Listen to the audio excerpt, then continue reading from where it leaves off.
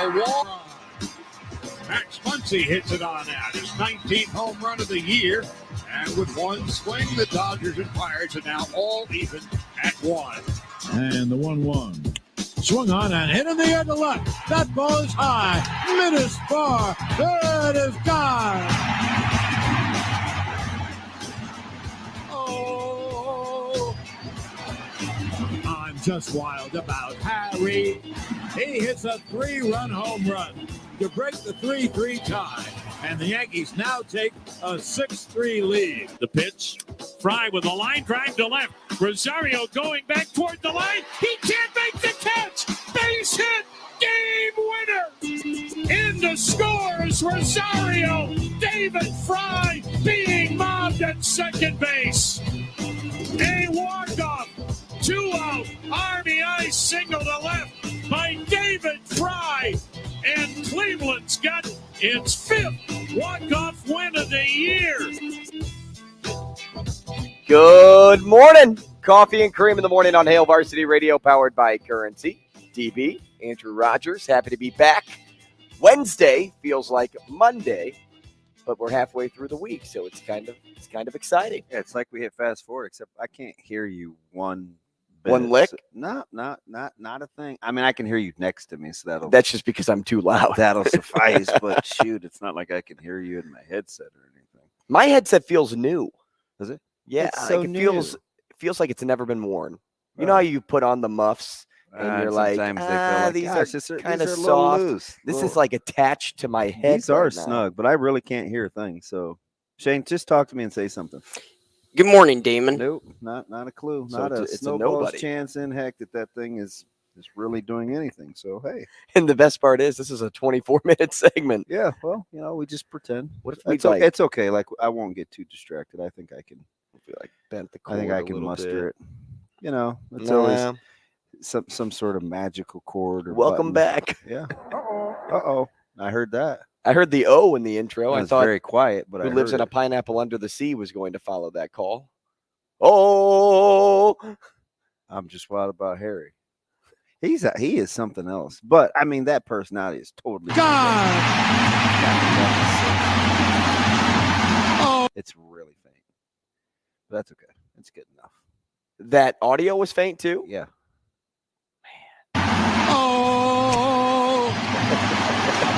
Who lives in a pineapple under the sea? Don't. That's what I thought of right away. We just got back together. Don't. Let's we broke up and now we're trying it again. He's on it. Well, it's like the clip we just watched. Costanza didn't happen. Yeah. Oh, you took that seriously? Yeah, it's just. Oh, come on! Well, I'm teasing. Oh, come on, Bill. That whole know my SDSU sense of stuff is humor. wild. Don't I, Bill? Well, I wouldn't say all the time. Yeah, I have no idea what San Diego State's doing. Laughing stock. No, it was crazy because did you just get back yesterday? No, I came back Monday night. Monday night? I Oh, you wanted wanted the a day day to chill. Uh-huh. Yeah, I hear you. That's smart. I could have stayed, but I should have told Lupe because I saw Lupe in the neighborhood 2 nights ago.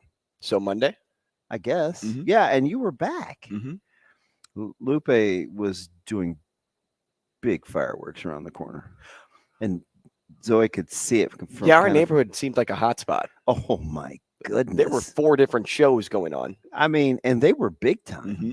Molly hates fireworks too. So our block though, like just as like my street, dead as a doornail.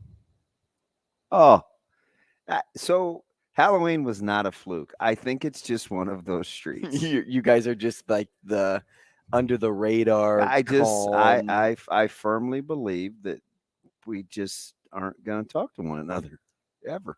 That's okay with you though. About much of anything. Yeah, you moved to the right house. Yeah. Although I told Lupe, I said, you don't understand. I don't talk to any adults here. But Lupe and I, we were going to be besties. Did he invite you over to the garage for tequila? Yes. And you did it? Yeah, it was like, I just walked. It's literally right around the corner. It's probably 9:40 maybe. It's dark, obviously. were you outside at this time and he just saw you? Yeah, so Caleb was just getting ready to leave because allegedly they were going to make cinnamon rolls or something. And he swore up and down he was going to bring Zoe one. Wait, this is AM. No, this is PM. Okay. Yeah, because I'm following. Yeah, because he was leaving yesterday. And so I think he just wanted to like hang out as long as he could before going to, I don't know, I think his friend has fireworks in her neighborhood or something. Oh. And they were going to do something nice. But the cinnamon rolls didn't do something nice for Zoe. But the cinnamon rolls didn't turn out. So when she got up yesterday, she wanted to know where the cinnamon rolls were. But he'd already gone to go work out because he wanted to get one in before they left for South Carolina. And she said, maybe they're in his car. So this little girl literally waited for like 34 minutes till he got home. And for them not to be in the car. He's like, Zoe, they were hard as a rock. I don't know. Like I told Dad, because when he came home that night, I was still up and Zoe hadn't been asleep very long. And I was like, hey, go on and tell your sister goodnight. She's been waiting. But she was so sleepy she didn't remember. So, she kept wanting to FaceTime. I'm like, Sophie. I'm like, Zoe, he's working out. Like, she's like, but it's not that far. It's just because it's over at the 118 building. And so that turned into a debacle. But then they like hung out up until he had to go to the airport, which he forgot his driver's license and debit card. Two things that would help you while you travel. It's unbelievable. I'm coming around the terminal thing and he goes, oh my gosh. And I just dread it, right? I'm like, what? Yes. Like driver's license and debit card is in my car. Oh my gosh. So he kept driving. No, I dropped him off. Had Oklahoma Tyler, because I was just worried about his luggage. They didn't play yesterday. They don't play until this morning. So I just wanted his luggage there. So I like Venmo'd Tyler like $30 to check his luggage in. Because I think it's $30 for a carry-on, which these airlines, we got to talk. It's extortion. They flew Delta. Okay, that's what I was going to ask. And then he just waited, and I pulled back around, and he came out to grab it. So they had to be there at noon, and I didn't get back there until probably 12:45. But his bags were already on. He had time, right? It's a 2:00 flight. But yeah, you get there 2 hours early. So, but back to Lupe. Lupe listens to the show. He just put 2 and 2 together that you live in the neighborhood because we were talking something about the park maybe. And he's like, well, how would he know that? It's like, well, wait a minute. Does he live by us? I said, yeah. I said, I'm not exactly sure where. I just know that it's right around the corner. Yeah, throw a baseball, you'll hit my house. Yeah, but I mean, just cooler than he has a punching bag in his garage. And it's one of those guys. It's water.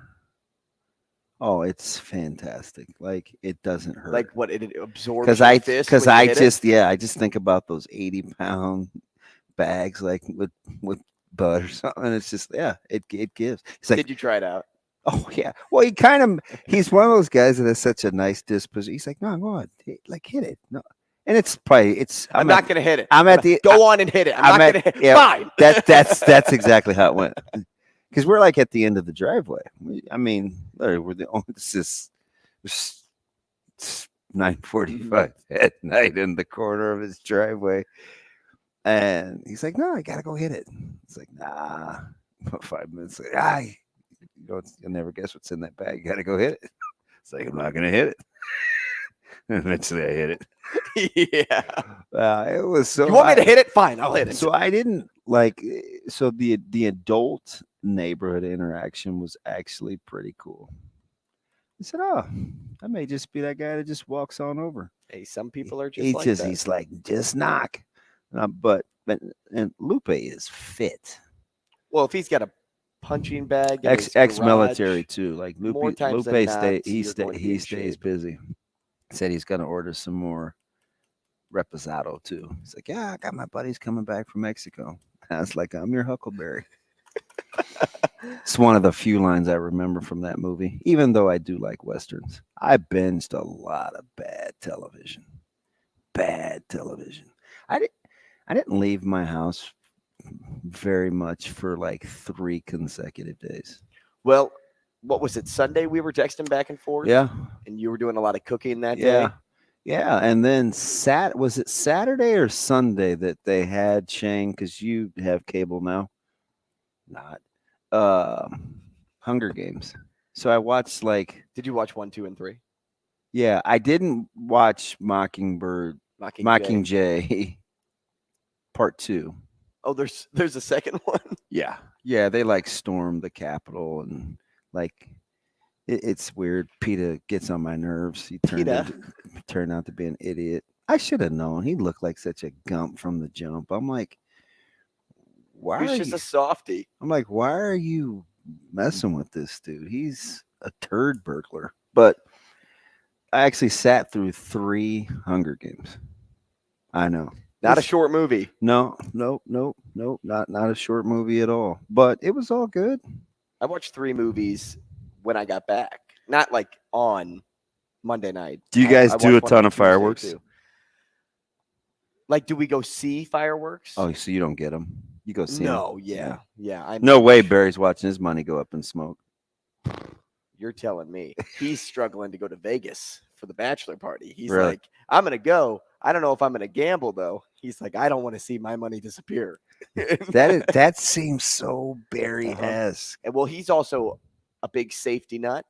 So he doesn't even when my uncles used to get fireworks, like my Uncle Tom, he's my godfather. He would always. Is Sarah joking there somewhere? No. Okay. No. It's too early. There's no punchline for this. It's too early for that. No. So Tom and Barry, salt of the earth, baby. So they would always get fireworks, and he's like, Andrew, you come light this one. And then my dad would say, Andrew, you better not go light that. I was battling the two, and I of course had to listen to my dad over my Uncle Tom, even though I really wanted to do what my Uncle Tom was going to let me do. Right. But it's also low key because my dad wasn't going to let me do it. So it's act out a little bit. Yeah. So we're just big watchers. Our neighbors at the lake, they buy. One guy's I think he's an orthopedic surgeon, and the wife is in pharmaceutical sales, so they do pretty well for themselves. Mm-hmm. I think they probably spend $5,000 on fireworks. Yeah, that's crazy. And their show is massive. They were shooting them off. Let's just say they started at 9:45, probably went till about 10:30. Really? Yeah, so that's how long the show was. And my sister's funny, my younger sister. They went to bed about 10, and her and her fiance, they sleep in separate rooms. They're texting back and forth about the show and how I can't believe they're still shooting off fireworks. But then my soon-to-be brother-in-law is like, well, at least I get to see the show from the window. But they're complaining about the fireworks going off at 10. And I'm like, wait a second here. You're in bed at 10. I think that should be the complaint right now. So even last night with the rain, it was probably 11:30, and I could still hear a few.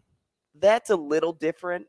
What's the cap? Is there an Omaha cap? Yeah, I don't know. I know there is for the day. I don't think you can shoot them off today. Okay. But I don't know if there's a time, a neighborhood ordinance. Are you even allowed to do it, or do people just do it? I don't know. I think people get away just with it. I think they just take it. Well, if there's 6 shows happening in our neighborhood, how can the cops really police what's? I don't know. Legally, I don't know the drill though. That's do you? Another reason why I don't get fireworks. I just don't know. Yeah, I don't have any idea. Mm-mm. I would guess that you can't shoot them off past 11:30. That would be my guess.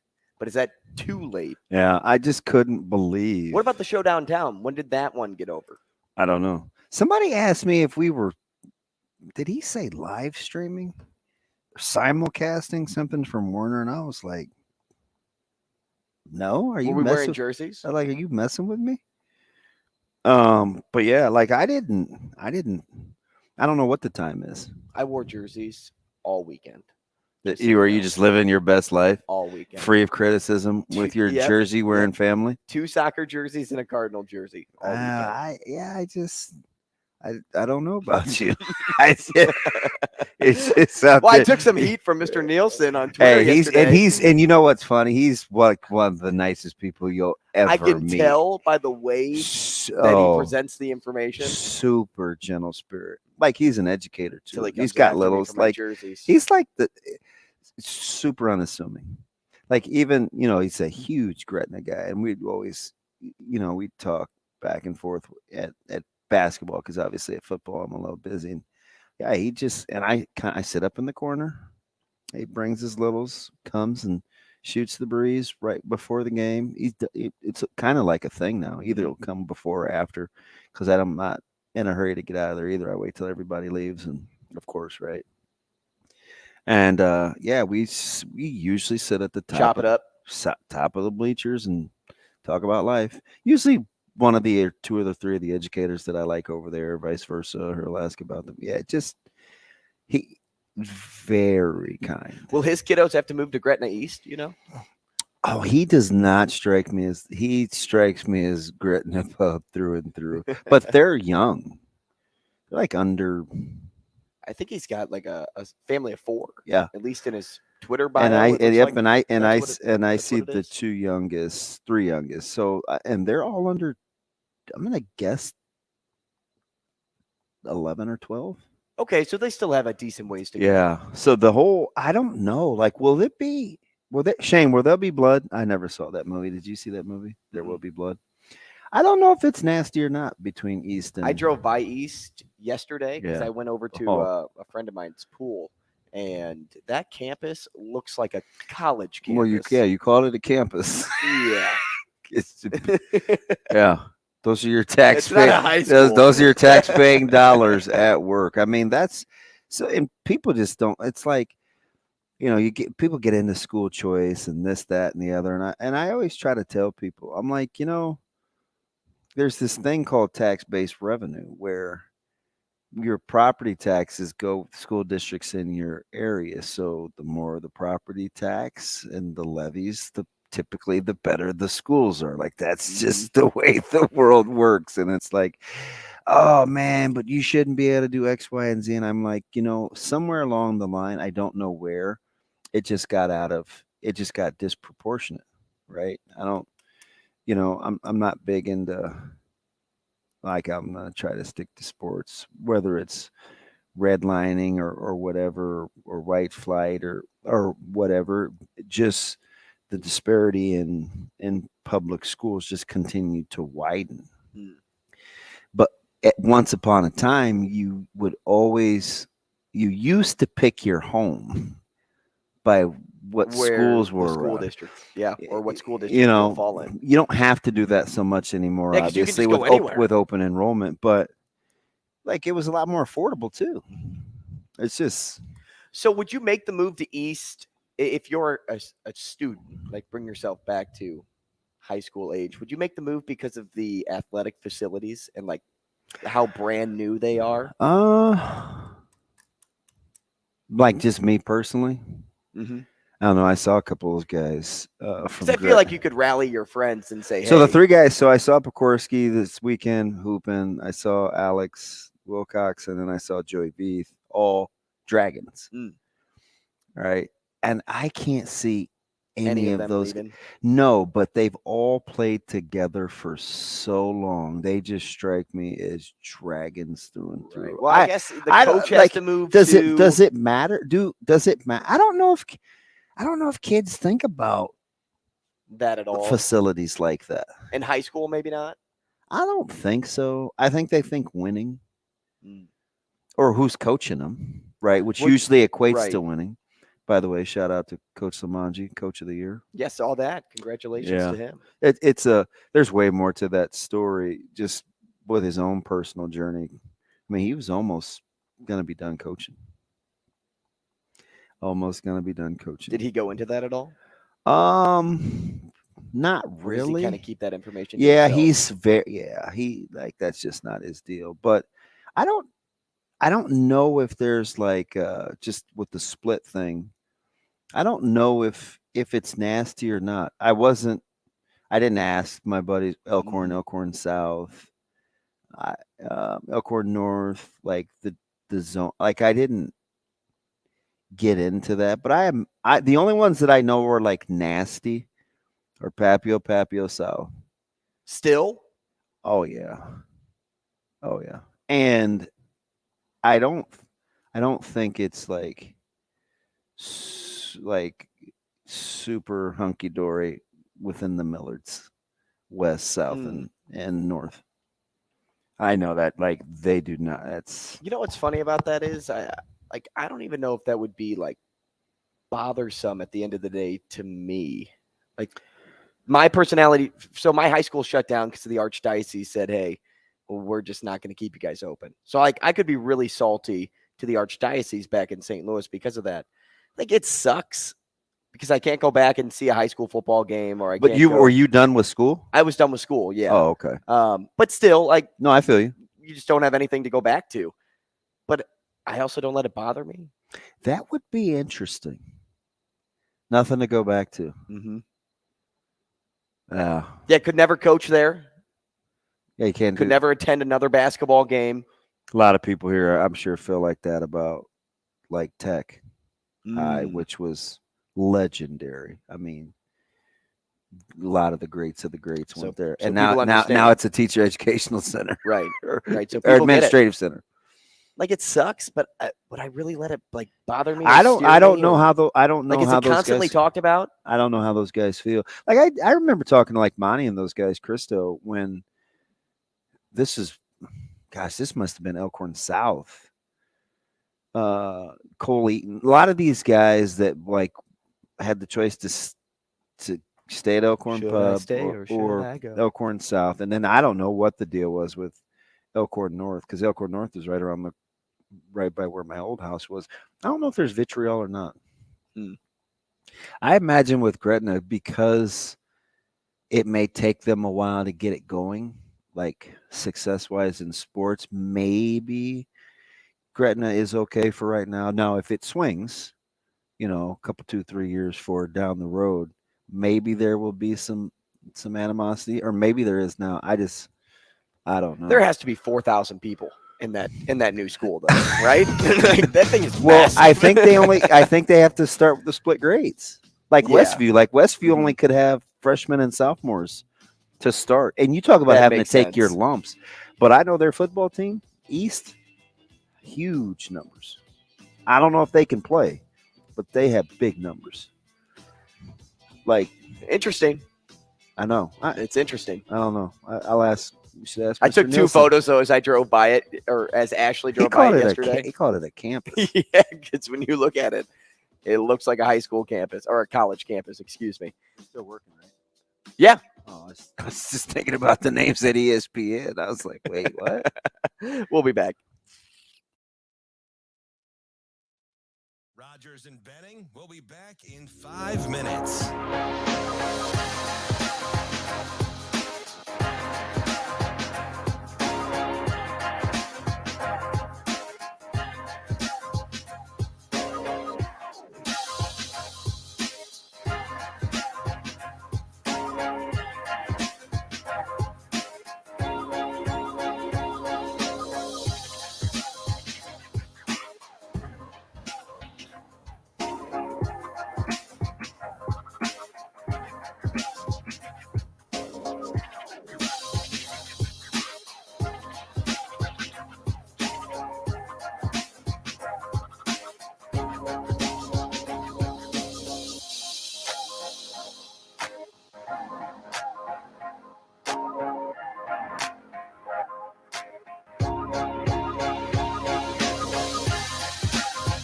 Rogers and Benning will be back in 4 minutes.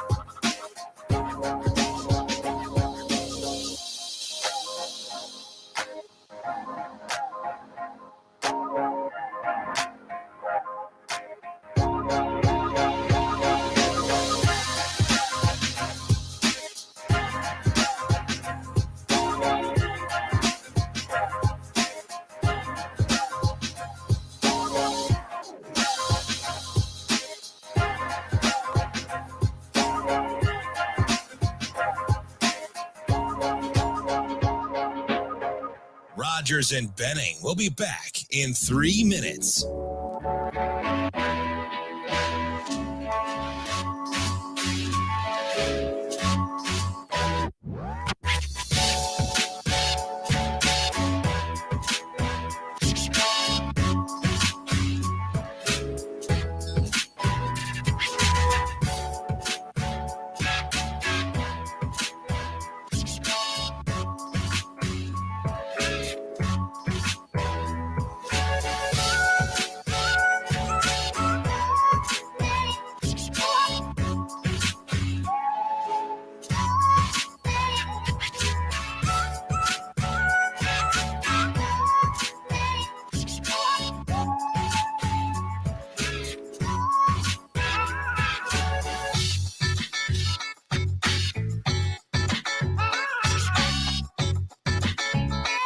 Rogers and Benning will be back in 2 minutes.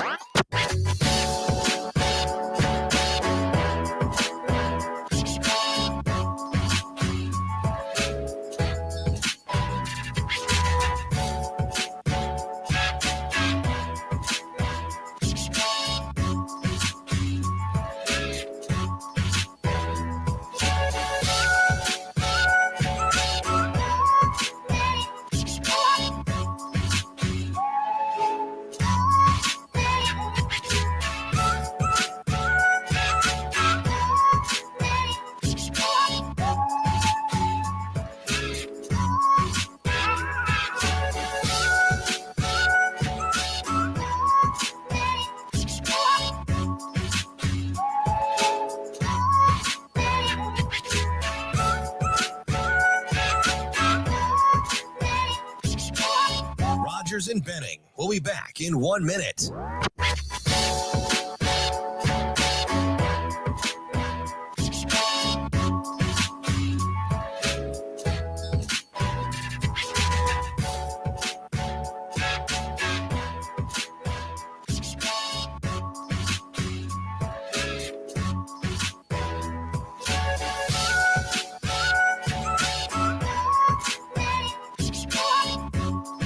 Rogers and Benning will be back in 30 seconds.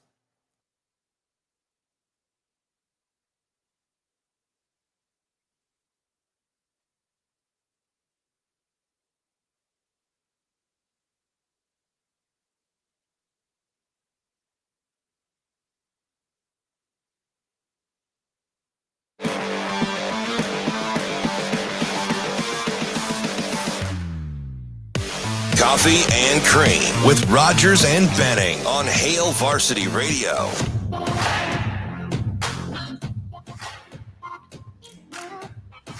Welcome back. Hopefully you're enjoying a cup of the official coffee and cream, courtesy of the Beanery. You know I am, as we come back from the 4th. I need it after a long weekend.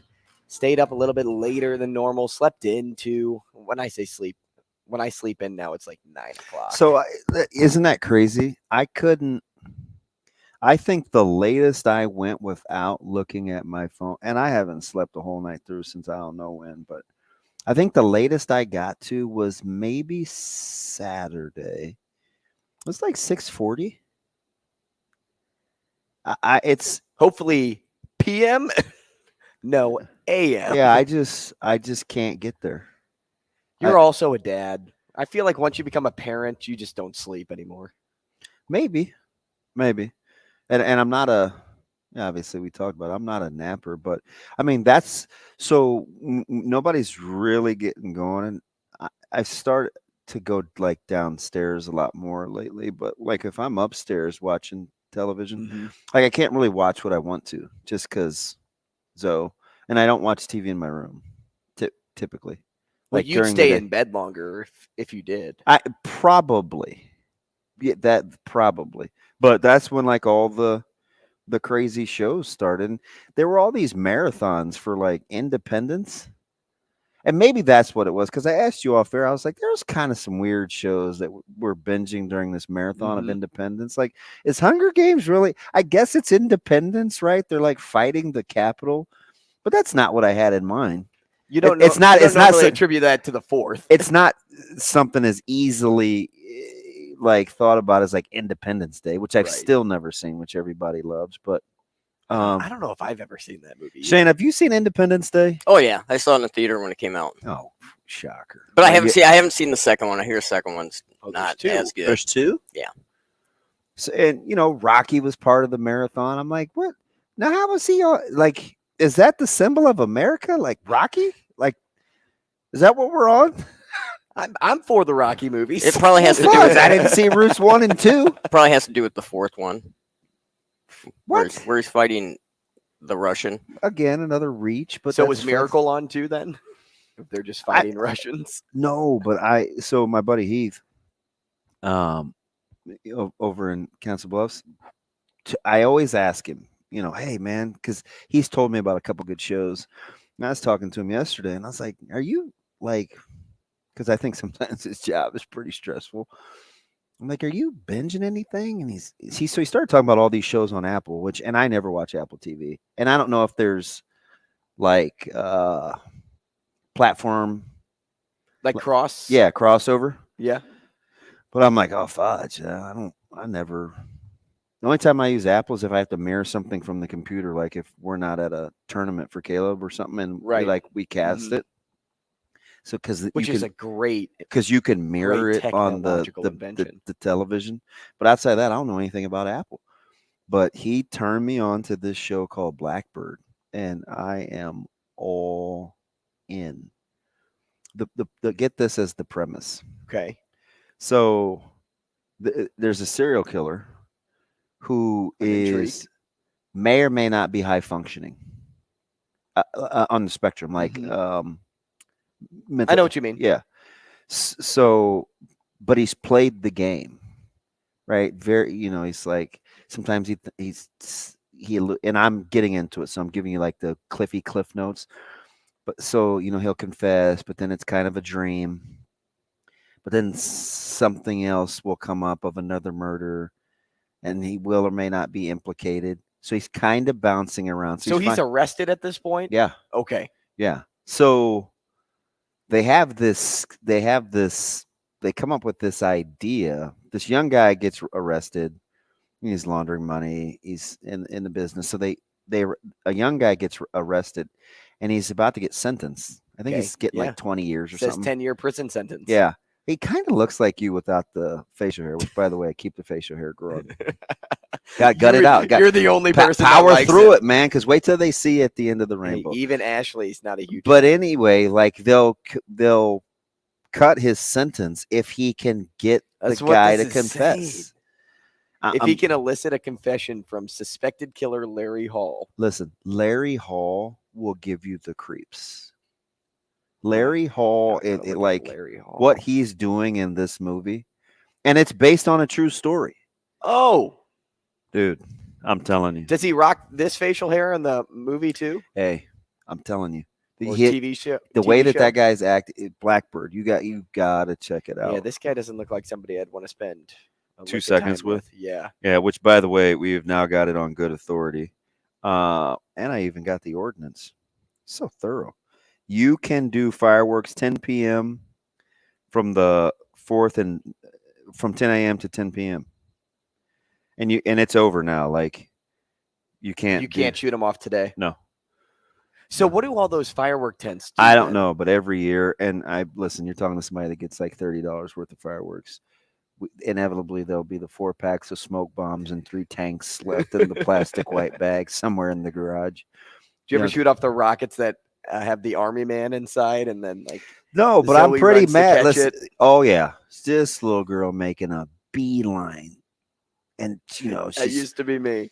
So, but listen, so when I was little, do you remember? I don't know, when you first started with parachutes, didn't you have the army guy in there? Mm-hmm. Do you know what's in there now? A mini roll of toilet paper. There is no dude. What? It's just a little wooden thing. No, it was an army man. See, and you're not even that old, so this has to be fairly recent. Mm-hmm. When they start putting mini toilet paper rolls, they cheaped out. The end. Now, does it like unravel as it's in the air too? So they're not even good parachutes. They're Kleenex, for Pete's sake. Oh, So they're not even like that film. It's a total travesty. Like, what happened to the little dudes? So Maybe you're just buying cheap ones and you didn't know. Parachutes just we probably got to the ground. We probably got mad because it was a male figure, and so they're like, let's just go. Let's not make anybody. Woman? Nope, couldn't be army people. So we just went with like toilet paper rolls because everybody has to use TV. Dude, it's not even fun.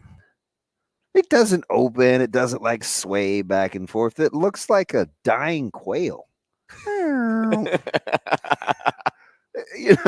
that's why I don't buy fireworks. They used to be the best cheap firework ever. So you bought $30 worth of fireworks. $34 worth. $34.31. What did that get you? Because I see the signs buy one get four free. Apparently there's an art to it. So go shopping with Micah because he knows like what I don't know if he's like 13-year-old on Friend Connect or what. Okay. Dad, not a good value. Because when he said, he goes, so what's my limit? Like $25. And I was like, yeah, super broke. Like, let's do $25. But I'm thinking in my head, I'm like, man, what are you going to get for $25? Apparently a lot. We had two bags. But do you guys get sparklers, things like that, or no? Yeah, but he went to a sleepover. With the fireworks? Yeah, he took his bag and a backpack. And the parents were cool with that? Yeah, it's my buddy, Peyton. I actually went to school with his wife, Roxy, at Nebraska. And did you run it by him first, or did he just show up? Well, we're old kind of good neighbors. Like Peyton lives in the good neighborhood. I lived in the other neighborhood. But okay. But it's way off 156 and Fort over by Deer Creek. And so he doesn't get to see Aiden near as much as he used to, but like that is his dude. So yeah, Zoe with this, they have snaps that now change colors. They have industrial sized sparklers that take like 6 hours to light. Like no punk is getting this sparkler lit. Like you need like a flamethrower. Like in Hackshaw Ridge that I watched. Dude, that guy was spraying the flamethrower. That was your binge? That was your show? That was the movie yesterday. That was my so-called patriotic movie that I was watching. I am awful with war movies. It was fantastic. Shane, because it's based on a true story. And that's me. Well, are you a documentary guy? True story. Oh yeah, then watch Blackbird. Yeah, well, I love documentaries. I'm gonna try to finish it today. Obviously, I haven't loved it enough to watch The Last Dance yet, but which is again, we won't get into sin. That. Yeah, it's kind of weird. Chicago fan, but, right? Yeah, Hacksaw Ridge was a good movie. He like saved 75 people over the ridge while his entire squad was back at the camp. He was just saving people that were hurt in battle. Army medic. Good movie. I watched Casino for the first time. Yeah, fantastic. Hey, so didn't realize that was 3 hours. Listen, so our fellow Cardinal fan Matt, he's on Shrinking. He told me about Shrinking too. It's basic, and Ted Lasso is the comp on IMDb when I looked it up. It's basically about a shrink who's going through like a midlife crisis. So he just starts telling his patients the truth, and they like get better. I wonder if Matt tagged me in another I don't know. Another Adam Wainwright thing. Probably. We'll be back. Sports. Rogers and Benning will be back in 4 minutes.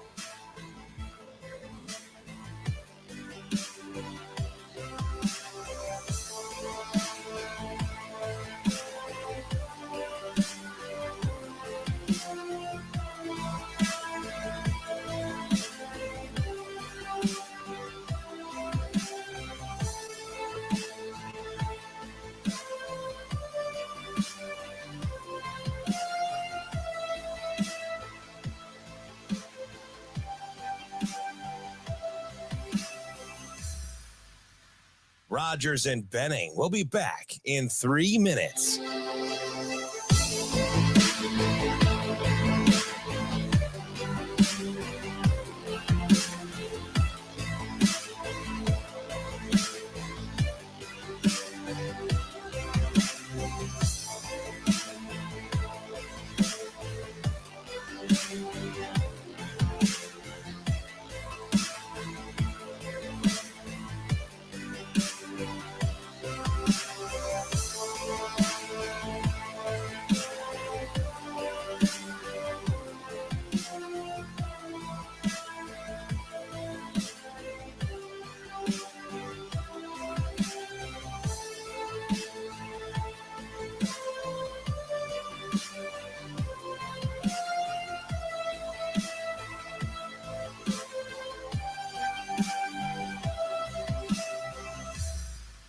Rogers and Benning will be back in 2 minutes.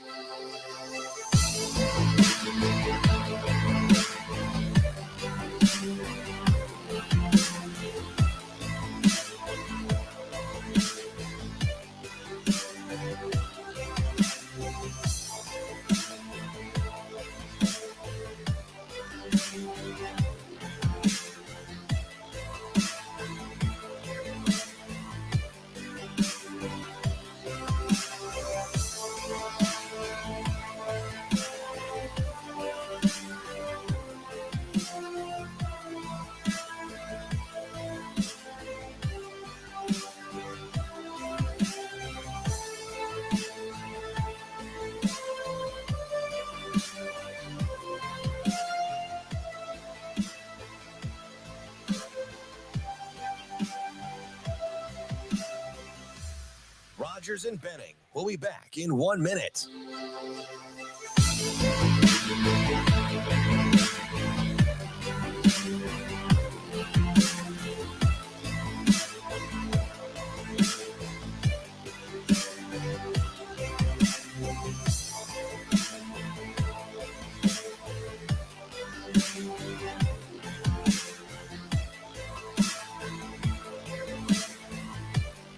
Rogers and Benning will be back in 30 seconds.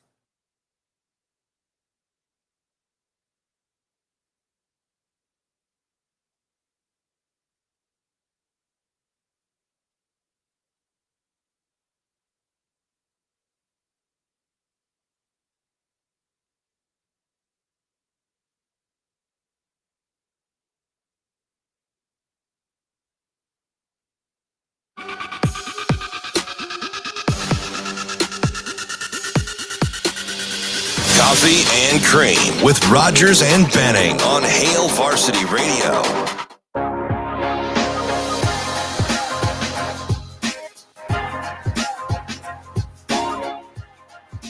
Welcome back. Coffee and Cream in the morning on Hail Varsity Radio, powered by Currency. Damon Benning, Andrew Rogers, live from the H&H Chevrolet stage at Hail Varsity Club. Happy to have you back this week. Hopefully you had a fun, safe, and fantastic holiday weekend. Did you get Monday off? Did you not? Did you just take it off? Because the 4th fell weirdly on a Tuesday, and if you worked Monday and then we're off Tuesday, it's kind of like a weird break in the week. I would assume most people took it off, but my brother ended up working on the 3rd, so he didn't have the long extended weekend like many were blessed with. But we're happy that you're joining us now, whether it's on Twitter, on YouTube. That's where we're live via video. You can catch us there, Hurrdat Sports and Hail Varsity Radio YouTube pages. We are also on the airwaves. 590 ESPN Omaha will be on KFOR in Lincoln starting at 9 o'clock. Am I missing anything? No, but apparently we both are. Because wait, you've seen Independence Day? No. Okay, so my buddy, and he says he's being serious. So I'm going to take him at his word. Shane, do you remember Independence Day having some of the greatest presidential speeches in movie history? Yes. Oh. I asked him, I was like, anecdote, or are you being serious? He goes, no, I really believe that. I think we're missing out on Independence Day. You are. But for lots of reasons. Thank you, Shane. But the only real thing that I trust his opinion in, other than cheap groceries, is comics. So I don't know about his You don't know about his films? No, and your music is fine. Like you had some good recommendations, but I don't know about your movie taste. Mine? Yeah. Will Smith, Jeff Goldblum, Bill Vivica Pullman. Fox. Who? I think it's Vivica Fox. Is that Vivica? Oh, Vivica Fox. Yeah. Yeah. Maybe she looks great in it. Yeah, maybe back then. When was that movie?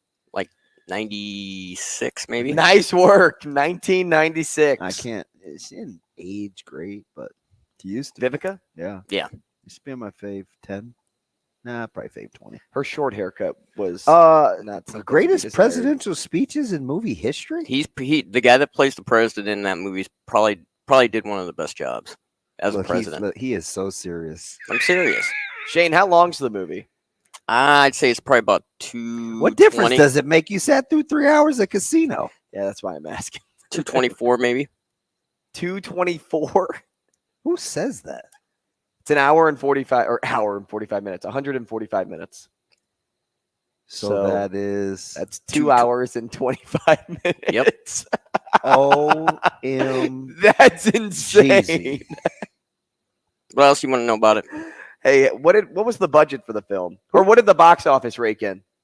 Who says that? In 96, what did the box office rake in? I'll give you between 50 Are we million. going to act like he just didn't say about 224 minutes? Yeah, he nailed it. I'd say it was probably about 140 million. Nope, 817.4 mil. Oh, Lord. And they didn't have special effects, so they had to spend a little. Good cinematography. Which, by the way, Shane, I'm with you on that Flash. The CGI, total trash. Yeah. Total trash. Yeah, that was a bomb. That Flash or The Flash? The Flash. The movie. I heard that got some bad reviews. Cool characters, a lot of good concepts. Messy, like Marvin. Messy, like the Dodgers against the Pirates.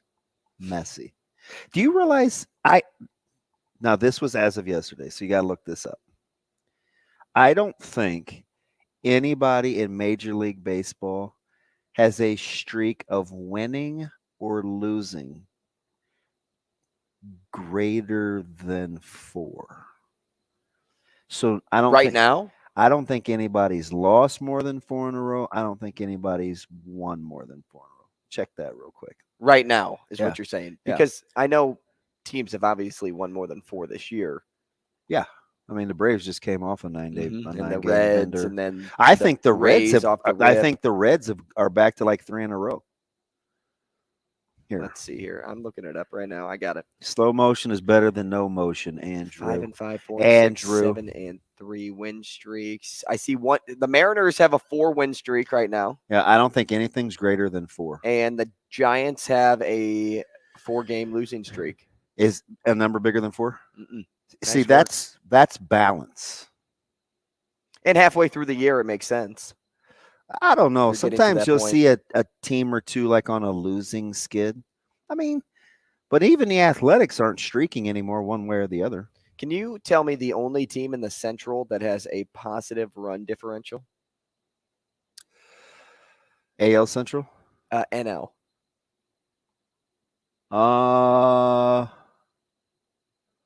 The only team in the NL with a I'll gather it's not the team in first place. Otherwise, it would be easy for me to say that. Mm-hmm. You'd be correct. It's not the Reds. I'm going to go with the Pirates. It's the Cubs. Really? They are When they win, they in win. fourth. Yeah, they're plus 23 in the column, and they are 39-45 on the year. Plus 23. Do you know how many teams have positive run differentials? In the Central? Well, only one in the Central, but just in the NL.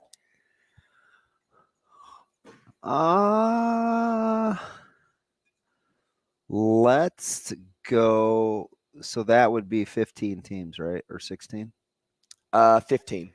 Let's go positive run differentials in the NL. I will say 7. 7 is correct. Let's go. 7 is right. Hey, put that 224 minutes in your pipe and, smoke it. Shano. And the West makes up 4 of the 7. Yeah, the West is tough. The Dodgers are plus 59. The West is tough. They have the best in the West. Well, imagine being the Braves. They're at plus 140. The Braves are borderline ridiculous. You have to just hope they get bored. Now, I missed on my AL Cy Young because apparently Castillo didn't get the memo. Nope. I'm going to miss on them. And I obviously have the Mariners doing what they're doing because I thought he would be that guy, right? Right. I'm they're going to miss. Still in good shape. They're 500. I'm going to miss on that. I'm going to probably get the NL Rookie of the Year, but I'm most certainly going to nail the NL MVP, which was Acuna Nolan Jr. Arenado.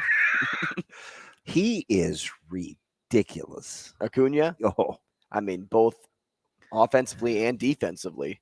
I mean, it's silly. Yeah, he's on my fantasy team. There is really, really high-end individual talent. Can you believe I'm 2 years late, literally literally 2 years late on Shohei Ohtani. I was not a believer. I just didn't get it. Mm-hmm. I was like, nah, all right, you just can't keep this up. I said that in the middle of like 2 years ago last year. I was like, When he was going nuts. I was like, that's pretty good. It's cool to see. I give it to the end of the year. Yeah, he's the real deal. Yeah, dude's pretty good. I can't wait to see what his contract is.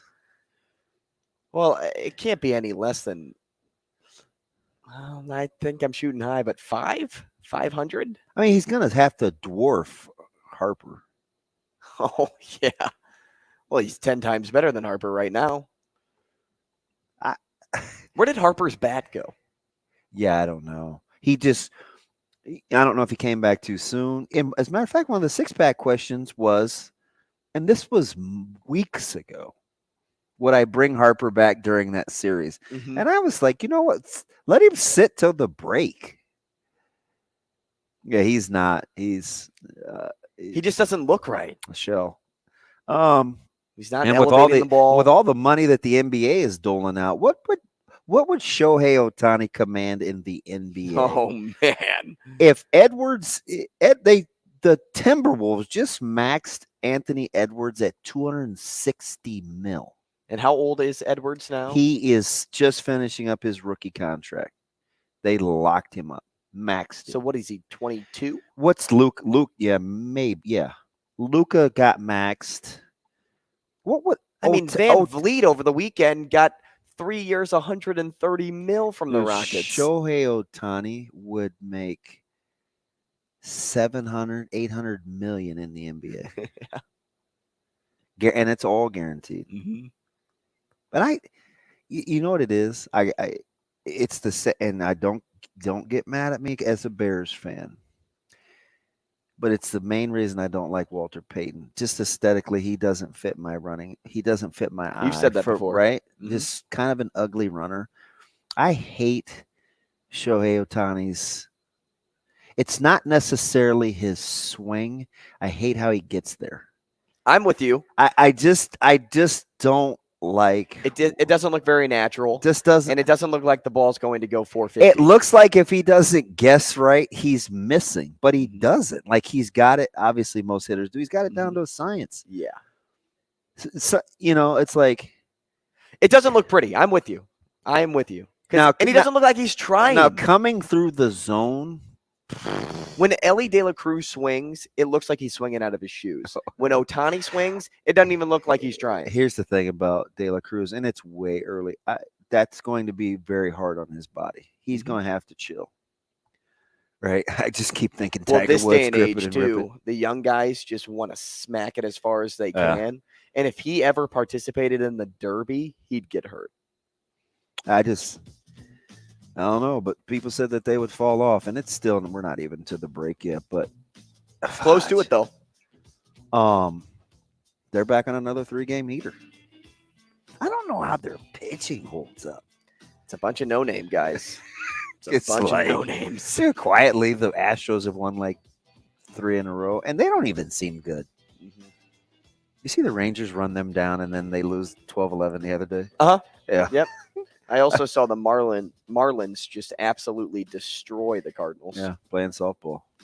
15-2 was last night's score. Marlins got a sneaky good record. Also a team that doesn't have a lot of big names. Brian Christopherson up next.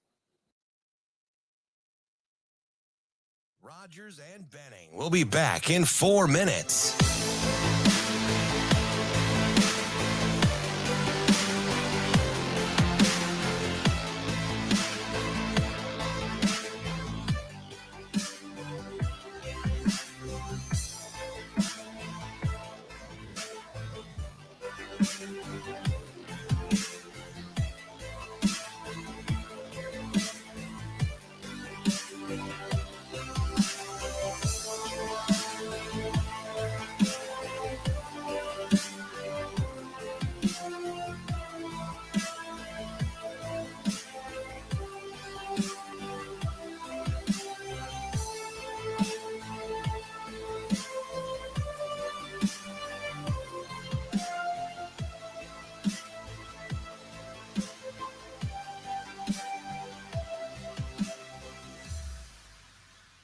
Rogers and Benning will be back in 3 minutes.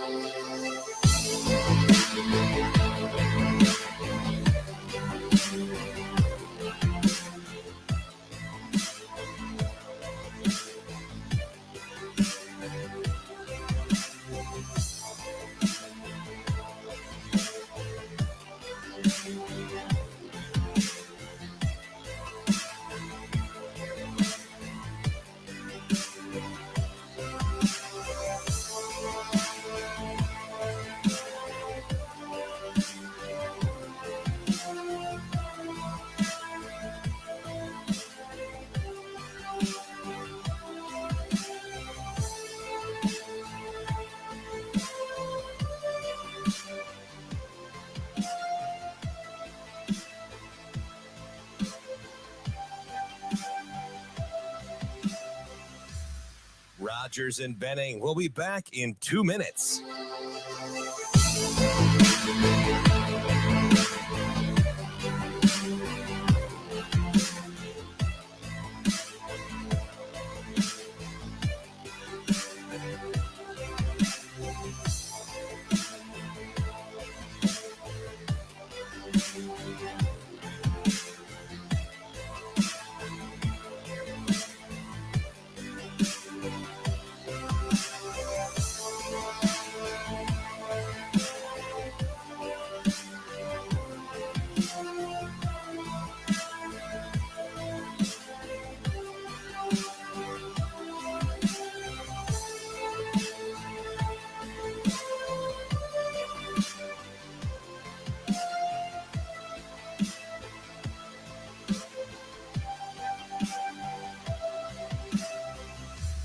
Rogers and Benning will be back in 1 minute.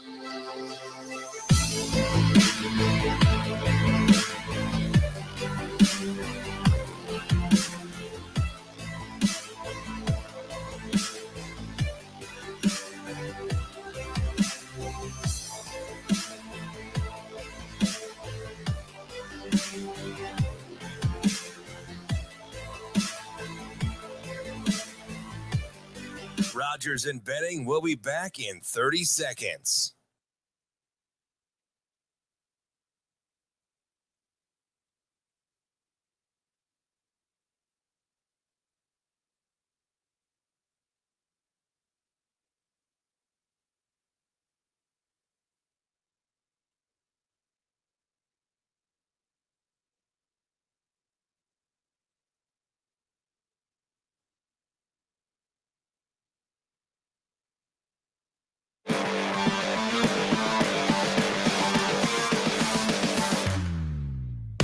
Coffee and Cream with Rogers and Benning on Hail Varsity Radio. Here is Husker 24/7 senior writer Brian Christopherson. Yeah, it'll be a little bit of a circus act. Brian Christopherson. Well, I mean, that's pretty interesting. Brian Christopherson. I kind of enjoy that. Here is Brian Christopherson. Top of the hour here on Coffee and Cream in the morning on Hail Varsity Radio, powered by Currency, live from the H&H Chevrolet stage at Hail Varsity Club. We'll change gears after the opening segment of, I don't know, Get to Know You. It was basically how we spent the fourth and why I'm late to the party of the best player in baseball. Get to know your weekend. But we'll touch base with Brian Christopherson now, senior writer for Husker 24/7 at Husker 24/7 BC on Twitter. BC, good morning. Good morning, guys. How you doing? Good, B. But my man AR over here said he went 7 hours on Saturday without touching his phone. Good. Given how the month of June went, could Brian Christopherson spend the holiday going 7 hours without looking at his phone? Probably not, which is pretty sad. That's impressive. That's a goal I should set and everyone should set. Isn't that something? Mm-hmm. Now I can go that long without talking to people, but I would be spending time. Yeah, TikTok recipes. Mm-hmm. I'd be doing something on my phone. Yeah. Sat on your table. Yeah. I I find that I am looking at my phone even without realizing it a lot, which is not a good place to be. And I think that's how a lot of people are. I'll be sitting on my couch watching something else, but then you bring up your, you flash it in front of you and suddenly you're scrolling Twitter or whatever. And it does become an addiction. And I don't think it's a good thing. You can actually tie this right back to what coaches are trying to fight through, I think, in all levels. I know, like Fred Hoiberg, for instance, when they're going on this trip out of country, one of the things they like about it is the guys can't access their phone as easily. Like they can't get stuff on there. And so you got to spend time talking to your teammate and getting to know your teammate and having face-to-face, looking someone in the eye conversations. And it's really good for those guys. And I know it seems like Rule stresses some of the same sort of stuff when you talk about eating together and, hey, this time's to get to know the person in front of you. Let's leave everything else to the side. So it's not even really a funny side topic anymore, how addicted and reliant we all are on that stuff. You see, how'd you keep up with the month of June? I mean, that thing was a whirlwind. Quality, quantity, a little bit of both. Where have you kind of rested now that you had a little bit of time to catch your breath on the whirlwind commitments in June? I mean, the Big Ten was busy as a conference. Yeah, it was a good recruiting month for a lot of people throughout the league. But, I think we just saw, okay, this is going to be how it is around here with this coaching staff. And they said going in, camp season was not going to be light in any ways. There was no vacation time during this part. It was very much about giving guys, even who weren't on the radar, an opportunity in front of them to show, yeah, you're capable of a scholarship. And they honored some of those. And we saw some of those guys even commit pretty quickly. So I guess that was interesting to me, is just it was much more than talk. It was definitely walking the walk as far as these camp sessions are going to mean something. If you're a kid who comes here, there's a chance to get in front of the coaches. And even if you're not a top athlete, we want to coach you up and have it be an experience you remember. And you get feedback across the community and from people who went to that camp say, yeah, that's worth your time. And then hopefully you build off that in the years to come. But obviously from a commitment standpoint, it was nuts. I mean, I think I said this last week when I came back from my vacation, is when I left, in mid-June, they had 9 commitments in the class, and now it's 23, I think is the number. It's just amazing the amount of just how it grew. And also I think Daniel Kalen was a story in June. I think the way that he was down here all the time with recruits, one of the best peer recruiting efforts I've seen from a guy who just jumped in the boat a month prior, and the way guys connected to him. And I also think he helped us move the story forward from the Dylan Raiola story. And that's not a knock on Dylan Raiola. He picked where he picked, and that's that. But I think it got people like, I like this Kalen kid, and they're starting talking about him and how he relates to other guys. So I think that was a big thing in June. BC, do you think there ever could be too much attention given to one geographical area?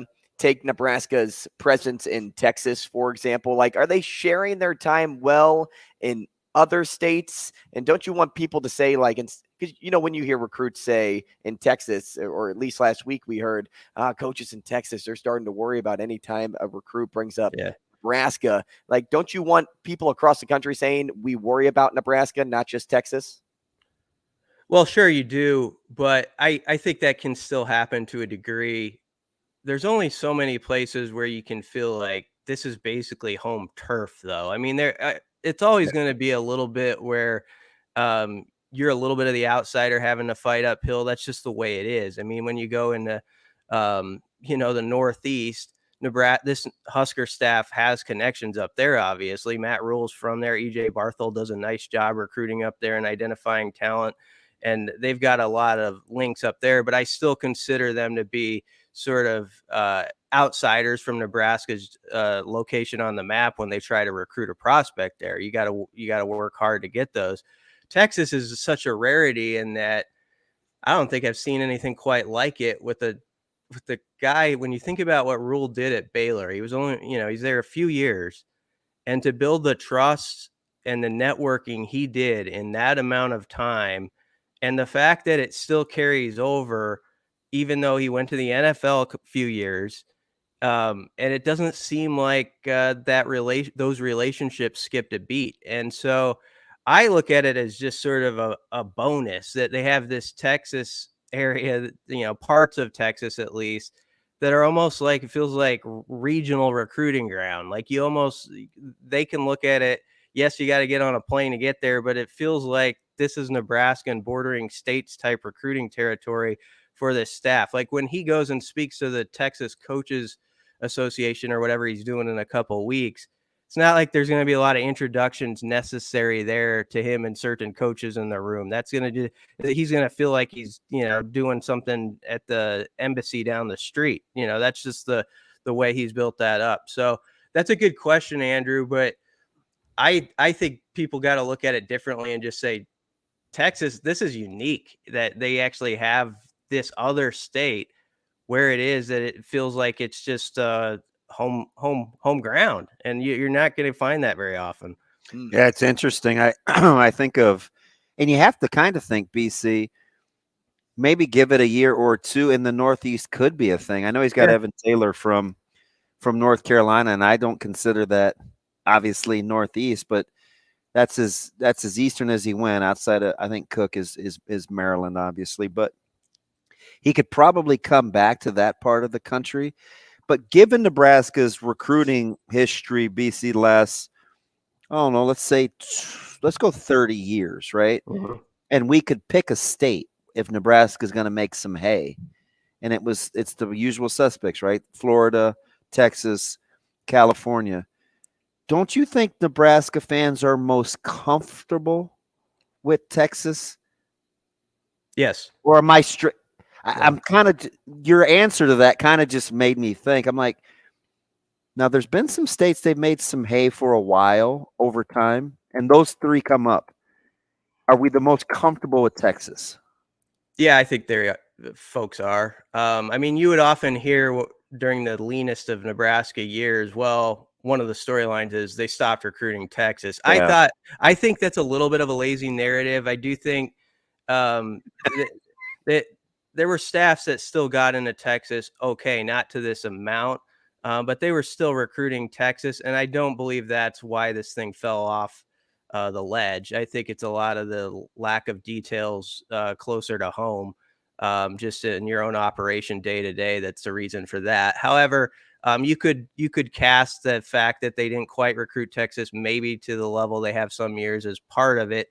But I do think it gives people just a warm feeling, like fans around here, like, no, they are serious about high school football there the way people are serious about football here. And I think that gives them comfort.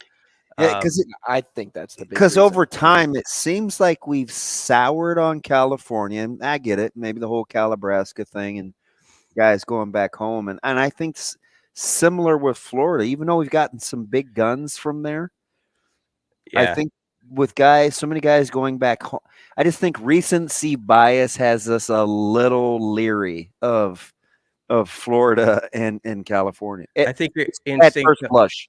Yeah, I think your instincts on that are right, and I'm going to write about this actually at some point this week. If you go back and look at Florida, under in the Frost era, they had success getting guys out of there, obviously, but people came and left. They didn't get a lot of anything from those recruits, and so that's why I think people are still a little skittish about Florida. I think they got to open their minds and give the new staff a new shot there and see especially how some of those Miami relationships carry over.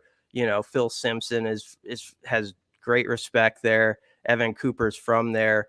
So it might be a different story in Florida, but I do sense, because of, you talk about recency bias, the last 5 to 6 years have made probably Husker fans a little like, I don't know, is Florida going to work out? It hasn't in the past. And California, I think, in recruiting in general, has sort of, it's changed since I've been in the business, where right when I started, it was like, yeah, you got to get to California somewhat. And then there was this period where it felt like a lot of coaches across the country were a little lukewarm on it, But now that Tony White is, in the fold here, he's got a lot of relationships, and I do think you're going to see Nebraska open that up. And I'd like to see him get a guy or two out of Hawaii as well. Like, there's just some good players there, and I think that's where you'd hope. Like, Ryla has some connections, and they're after a big 4-star lineman that might decide in a couple of weeks there. A victory like that, I think, would be huge too, to get your foot in the door.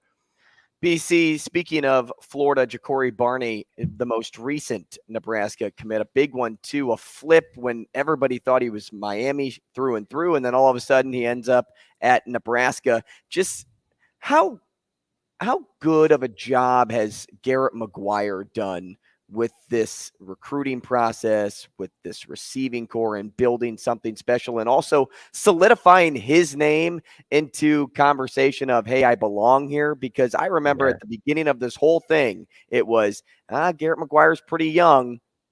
Yeah. And that was going to be a story they were going to have to fight through. And I think it's probably easy for him to work through that, because once he gets in the room, and I mean, even if any media who had access to the practices, even for a little bit this spring, even if it was that early portion that some of us got, you're like, man, this guy, he's just so detailed out there. He knows his stuff and inside and out. And you could tell the receivers had a lot of respect for him. So, I think once a recruit or any football player says, this guy knows stuff that can help me, I believe that. That's all that matters. Then you don't care what age he is or where he came from. It's just like, this guy can help me, and that's going to be good enough for me. And I think you saw some tenaciousness on the Ja'Cory Barney recruitment, because, as you said, that was one a few weeks ago. I felt pretty good about Nebraska. And then after he went to Miami on a visit, you're sort of like, that's home. He was speaking so glowingly of it. Nobody knew exactly where he stood, but it sure felt tilted that way. And I thought that was one of the best recruiting wins of the last month. And the fact that it was Nebraska going head to head with the big boy in a fight where people thought they don't have the inside track, and they just kept punching and punching. And obviously Garrett McGuire's, just the way he would not give up on it, I think was useful. And Evan Cooper too. I mean, Evan Cooper's got his fingertips over a lot of stuff over there. He's so valuable. And that was one of his guys as well. So you always got to give him credit. I think that it pretty popular consensus, right? That Coop is Coach Rule's right-hand man, like the right-hand man. I mean, it seems like that to me. And I don't mean that to slight anybody else, but just when you I mean everything. Just across the board. I mean, I think that's his go-to. Every coach has their guy on on a staff.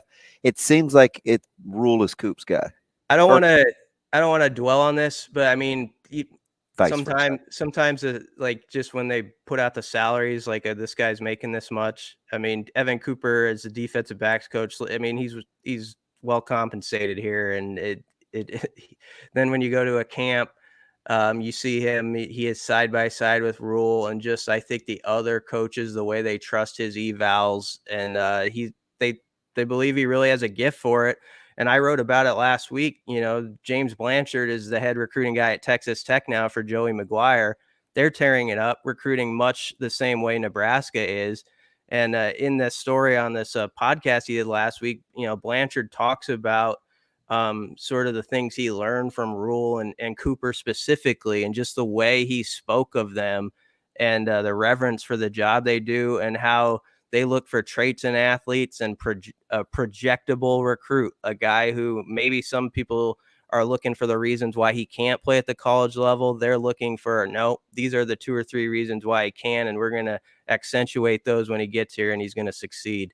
I think you see a lot of that in Evan Cooper's evaluations. I speak to that firsthand. BC, legitimately firsthand.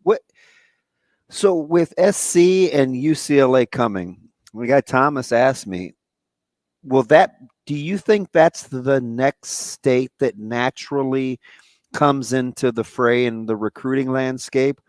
Or do you think he stays more regional with some of the influence he wants to have in the Kansas City, in the state of Missouri? Which state do you kind of see becoming next? Is it someplace in the Northeast after a year that I alluded to earlier? Or is it natural with White and SC and UCLA that it could be Cali? Cali's in the running. I mean, I think it's going to be Nebraska, Texas, always in your 1-2 spots, maybe even Texas. Texas right now, there's 7 commits from there, 6 from Nebraska. I think Florida could be tough to beat as like that third state just because of some of those Southern Florida connections. But I think California definitely could rise up and be like right in that category. I guess it's right after Nebraska and Texas. I think you're right on that, because I do think Tony White was such an exceptional recruiter, and people have been sort of wired in on just like his scheme and all that stuff. But just go back and look at the time he spent coaching out there. And I mean, he was regarded as one of the best recruiters in that region for years. And so, those connections didn't go away. He's really tied into some of the top programs in the country. He's tied into programs where there might be a player who's like second team on the depth chart at one of those powerhouse programs in California right now, but he knows about them, and Nebraska is going to have a shot at a guy who's maybe under the radar, but is going to be a really good recruit. I think that's why that's a state that could rise up. And I think the Kansas City area too is another spot you hope that the staff can get into more. And I think Rob Dvorak and guys like Keith Williams are doing a good job trying to make that a reality. And it seems like Keith does a lot of the little behind the scenes, dirty recruiting work. You know what I mean? Like, he kind of gets overlooked a little bit, in my opinion. Yeah, I mean, just probably because he's not a full-time assistant, but he's one of those guys who, what's my job? I do my job. And I think there's a lot of guys like that over there. Rule and the staff went to speak at the convention in Kansas City and get to know people there. And I think they're very serious and intentional about making that region something that pops again. Can Nebraska get into St. Louis at least a little bit? That's still it's been like the Bermuda Triangle for the Huskers. I mean, that's one where we'll see. But if they can unlock that one and get like even just a class who's kind of special out of St. Louis, and he starts to take off here, that could be a big deal too. I'll give my people a call. Dude, it's kind of a tight-knit football community too. A lot of those coaches, Carl Reed, a lot of these guys over at they seem to kind of all help, they cross promote for the region. So you're right. Maybe there is a Pied Piper or two in that area. Yeah. It's just an interesting staff. We're talking about all these spots. I mean, last cycle, Nashville, Tennessee popped up. I mean, they got some of the guys people won't recognize as being from there, but they are, like Sincere Safula. I don't say his last name correctly. You know what I'm talking about. Sincere, he's from the Nashville area. Jacob Hood was from the Nashville area. Demetrius Bell. And I just bring those guys up as like that's where the staff's really intriguing. Like, suddenly you think you got like them pegged for this spot and that spot, and then you realize like, oh, they've gotten 2 guys out of here recently. They have some connections there. So they really are taking advantage of all the links they have. BC, I guess this last one for me, you just finished up your indispensable list. It all ended with QB1 as number 1. Sims has the physical traits to be successful, but right now it seems like a whole bunch of belief that he'll be successful in every other category away from the physical side. Does it not? Yeah. I mean, this staff had a lot of research on him before they brought him in. Rule had watched him play all the time at Georgia Tech. He got as good insight as you can from Jeff Collins, who's a friend, I think, in the coaching game to him. And back in December, of course, there was those quotes at early signing day where you could just tell, like, there was just full belief, like, this guy has the stuff. We just got to bring it out of him. And the reason you think you can is what, as Marcus Satterfield has said in multiple interviews, he's just a really smart, like, football junkie guy. So when you have one of those guys who just wants to find every way to get better, and it seems like Jeff Sims is that way from what we hear, as was Casey Thompson, I feel. Oh, yeah. You've you got a fighting chance. I thought, like, even though it was limited time in the spring game, for his one audition in front of the fan base, thought he played pretty well. Like, I thought he handled that moment well, and I thought he handled the interviews in a manner that makes you think like he can be that guy who steps forward to the mic every week, and stuff, and doesn't get overly worked up about it, and can communicate what he needs to and not say what he shouldn't say too, which is a big part of that job. So I think there's a lot of tools that are in the kit. It's just a matter if he can reach for him here and get him in his hand. BC, we appreciate your time this morning. Thanks so much. We'll talk again next week. All right. Thanks a lot, guys. Thanks, B. Brian Christopherson, senior writer for Husker 24/7 at Husker 24/7 BC on Twitter. Gosh, we'll talk to Andy Kendeigh up next. We'll get a little more into recruiting. I want to ask him, did you watch well, I guess I did. We did talk about this a little bit when Matt Waldron got called up last week, West Side kid, for the Padres, and then he got sent back down, and then he got called back up yesterday. And, I almost want to know, you played at the highest level, so you kind of get it. Like being on a taxi squad. It's hard. It's hard. Like, as a guy when that you're getting was always, led on, and as then a guy not. that always had to fight for roster spots, it does something to you. You have to be prepared to be suitcase to suitcase. And is it harder in baseball than no? anything? I think it's actually easier because you're not really changing multiple teams. It's the same organization, so I think you're okay with that. I think interesting. That's just me. Yeah, because I was talking to my buddy yesterday, and I'm like, man, what's he thinking about? Because he's like intertwined with him. His girlfriend's sister dates him, and I'm like, he's like, oh man, it sucks. It's tough. I get it. I wonder if Kendeigh can answer it. We'll be back. Rogers and Benning will be back in 5 minutes.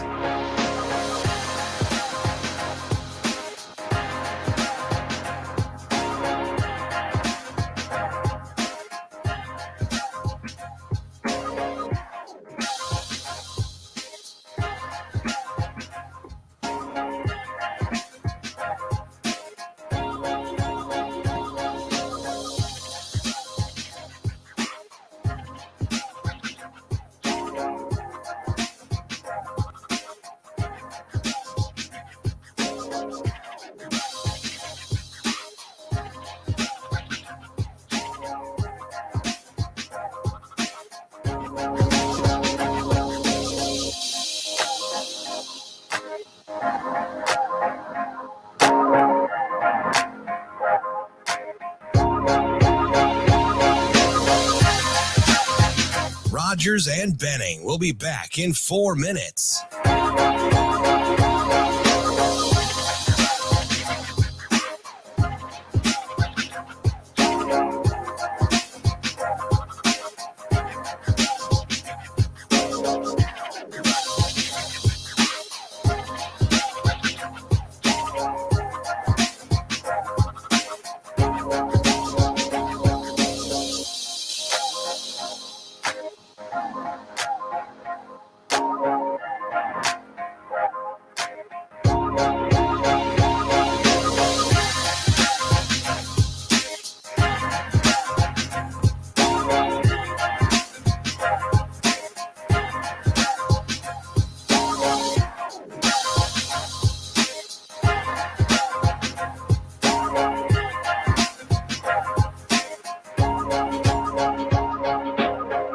Rogers and Benning will be back in 3 minutes.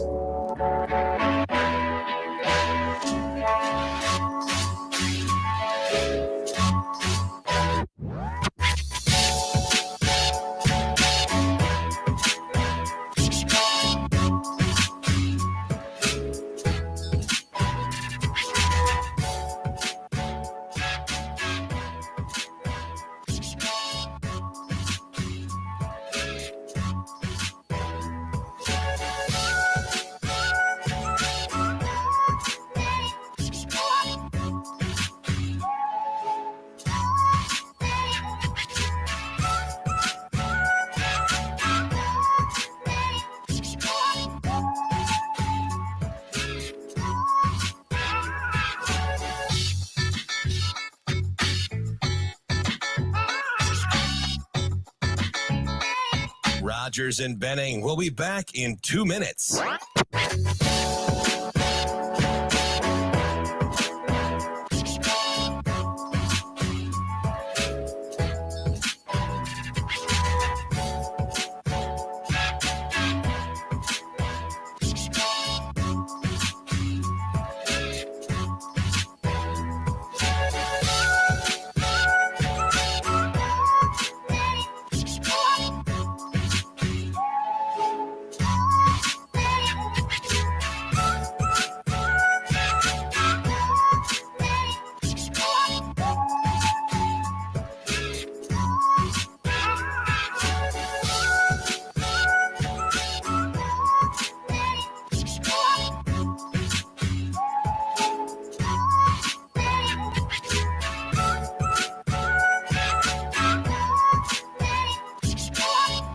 Rogers and Benning will be back in 1 minute.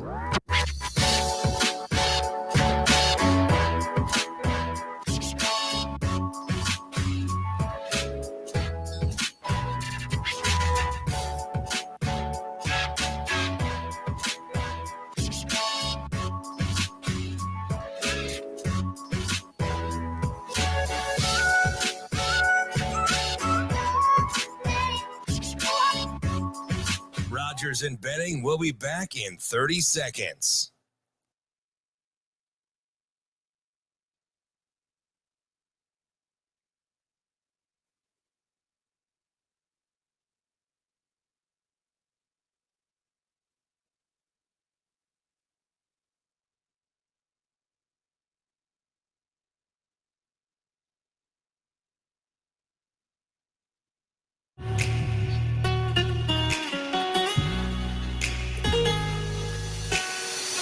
Coffee and Cream with Rogers and Benning on Hail Varsity Radio.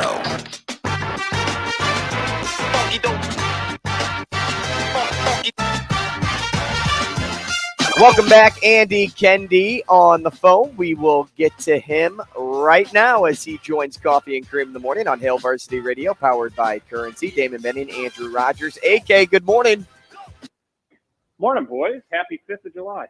AK 4 Channel 7. For those that celebrate. Hey, so you were close to my old neighborhood. How's the old fireworks display in Northwest Omaha? It's it's impressive. Seems like it gets bigger every year. Now, last night I actually worked, so I got to drive through. Yeah, because you don't work any other day. Hey, go figure. It's like I actually had to work. Yeah, but I did get to drive through the aftermath, which is it's quite the cleanup job that we have to do out here. Yeah, see, I can't like that's my one thing. Like, just pick up after yourself. Oh yeah. There was debris but props to the neighbors. They were out there and drenched because a lot of the fireworks had to go through the rain last night, so that was interesting. But yeah, it's always good. It's always an interesting holiday. It's awesome, and I always think that it's the top of the hill, right? Now we're going downhill towards football, and before when people say, "God, you're running football stuff in June and July," there's no guilt. There's no guilt. It's like 8 weeks for the opener. We can run all the football you want. All the time. Hey, so real quick before we get to work, did they refill the lake yet? No, they have not. It's really weird out there. That has got to be so ugly. I tell you, and half of the trail that we're talking about Standing Bear, and half the trail is closed. So you're not even because they have bulldozers and doing whatever they're doing to the lake out there. But when you get to that dam, the reservoir area, which is kind of parallel to 132nd, it is spooky. It's like a movie. Like you've seen the bottom of the lake, and there's foliage. It's all grown over now. It's like, God, they're going to put water back in there, but it's I guess it's going to be like a year in the making. It's to make new boat landings and docks and whatever. So, but yeah, it's kind of a struggle right now. I actually walked the lake yesterday, and you have to go and then turn around, and these are major problems in my life. The tough task. I was talking with my buddy. I was talking with my buddy yesterday, and he was talking about first world problems. He just made me laugh. I was like, "That's a total first world problem." Farmers are worried about crops, and we're worried about whether we have to repeat our walking pattern. That's right.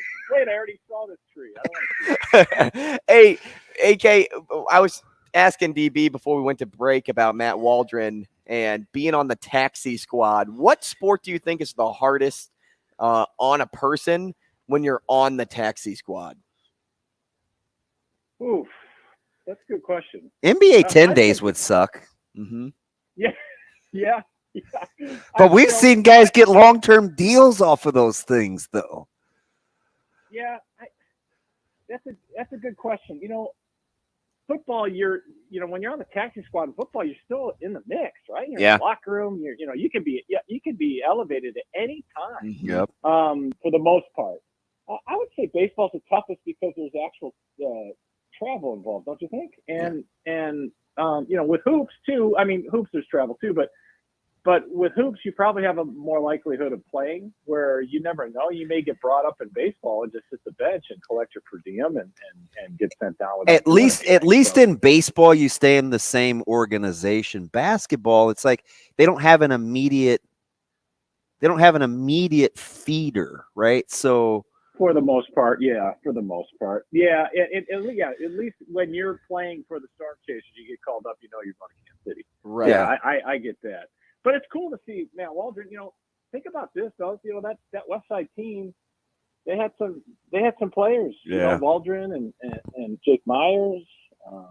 So there's some guys on that team that can really play. And West Side as a whole, with Darren Ruff being in the majors, that's 3 current major leaguers. It's pretty impressive. Believe me, per usual, I'm rocking some variation of West Side gear this morning, AK. So and Jackson Rose is close to the bigs, right? Yeah. And he was another guy on that Waldron Myers team. So, I mean, that's saying something. That was quite the club back in the day. AK, so as we're within 8 weeks. Do you remember a June like this for you, work-wise, recruiting? No. Just across the board, right? Yeah, I mean, well, with the football element has really added an additional layer. Remember when Nebraska couldn't get guys to say yes unless there was a game in season? Right, and God forbid they played 11 and they couldn't even get guys to actually come visit. We'd have to have a 2:30 or a night game. I remember Frost saying something about like the flights and stuff in game days, and you had to be patient and kind of like this calendar has, and that was just one coach ago. The calendar has moved way up, and guys committing to the point, and now I think everybody is learned enough about the recruiting process. Like the average fan has learned that you may have an offer, but an offer is a committable offer. Is there really a spot when you say you get an offer from school X? Does that mean if you say yes to school X? I remember, I can't remember the guy's name, but somebody committed maybe 2 years ago to Nebraska, and everybody's like, huh? Like what? Well, hold on this guy, because this guy really is never going to wind up in Lincoln, because that offer really wasn't an offer. It's like, well, wait. Like, so what does that mean if you get an offer, right? It's one of those deals where it is. I would think, never having going through it myself in the modern age, I would think it's pretty. I think the waters are pretty tricky to navigate. So I don't envy that. Yeah, Friday nights for you guys, and some Thursdays, you'll be saying things like Nebraska commit, Notre Dame commit, like such insert Power 5 school commit. Like, this is going to be a crazy year for you guys in terms of highlighting guys around the metro, because there'll be so many. Yeah, and I think we might have talked about this a couple times ago, our discussions ago. Like, is this the best crop of kids in one single? Well, it's certainly the deepest. Mm-hmm. Yeah, deepest. Or and is it the most talented, or is it because that maybe people are finally waking up that the kids can play here in Nebraska? I mean, that's the other element now that the world has shrunk with social media and whatnot. That people actually come out to make a hey, they're going to make a visit to Ainsworth or whatever just to go see guys that normally you just never would even fathom having coaches come out this way. And now it's like, oh yeah, kids could play in Nebraska. And you're right, TV. We kind of looked over the schedule, and then you're trying to balance the schedule with the Nebraska schedule and the travel and Thursday night's becoming a major night with the high school football. Yeah, you got Pitt commits, you got Iowa commits, yeah. you got.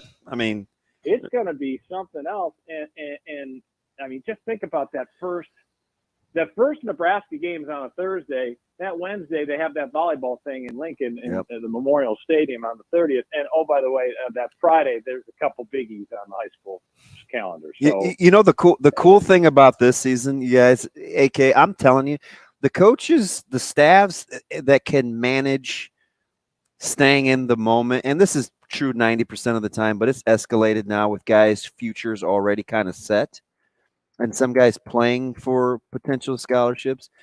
The coaches that can manage high school being the most important thing that night or that day or that preparation for the week, those are the guys that are going to win. Because it's really easy to get distracted. Mm-hmm. Well, think about this. Here's Creighton Prep's first 5 weeks of the season. At Bellevue West, at Westside, home against Millard North, home against Gretna, at Millard West. Yeah, That's a good start for Creighton Prep. Fudge. I mean, are you kidding me? 5-0. Here's Bellevue West schedule. Home against Creighton Prep, home against Omaha North, at Omaha Burke, home against Westside, at Kearney. Yeah. Okay, all right, that's a hello, welcome to the season.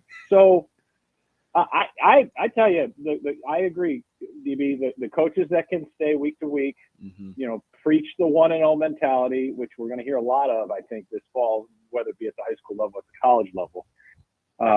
I think those are the teams that are going to be playing deep into November. As DB likes to say, stay in the moment. For sure. Stay in the moment. For sure. Moment. We're not in college yet. Yeah, fellas, I'm actually working again today. That's 2 in a row. Oh, wow. Hey, go ahead, A-Train. Go get them. So did you get time and a half yesterday? Or? All right, buddy. We appreciate it, man. Thanks, AK. Thanks, fellas. We'll take a short break. When we come back, we'll get back into some of this recruiting talk, conversation about discipline, maybe. It's something. I had a good conversation with my mom over the week. We stayed up till 2 a.m. talking about discipline. Nice. We'll be back. Rogers and Benning will be back in 4 minutes.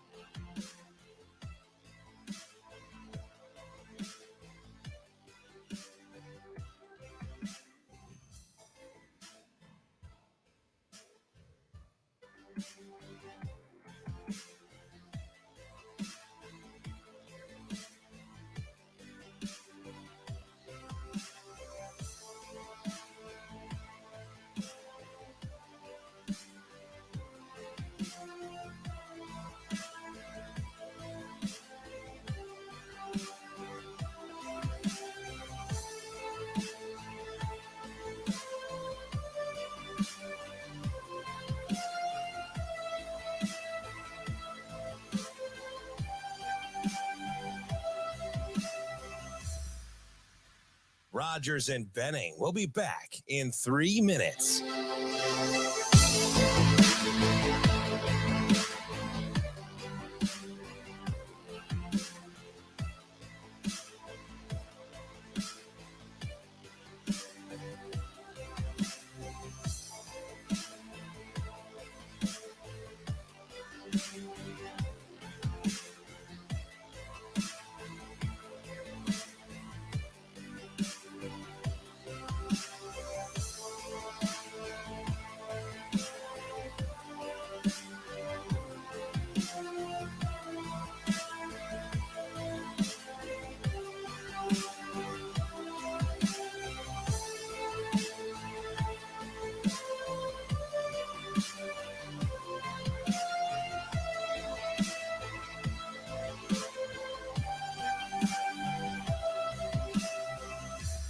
Rogers and Benning will be back in 2 minutes.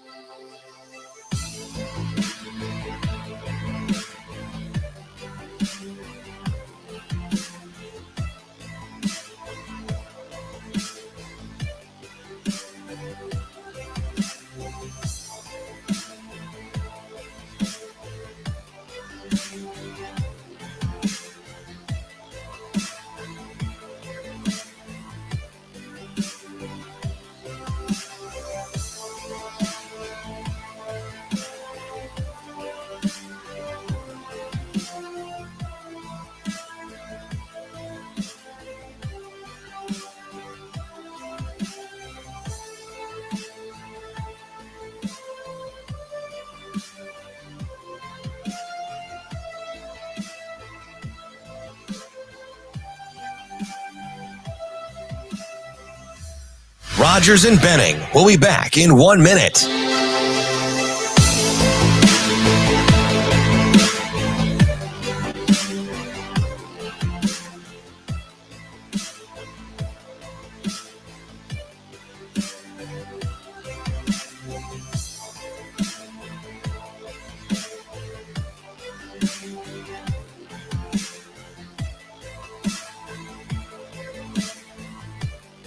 Rogers and Benning will be back in 30 seconds.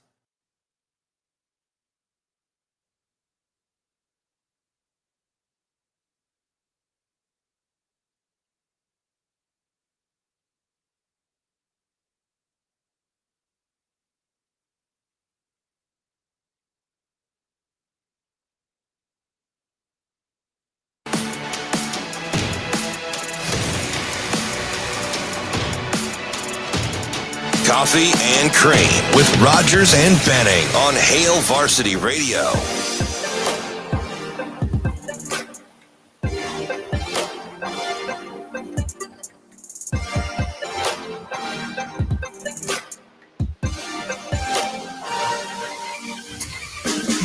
Hey, welcome back. Coffee and Cream in the morning on Hail Varsity Radio, powered by Currency. Still a good chunk of the show remaining. We'll play Gone in 60 Seconds at 9:30. DB got another good prompt for you. We'll talk to Jesse Rogers, spelled his last name correctly, Rogers, at 9:45. A little Major League Baseball with him.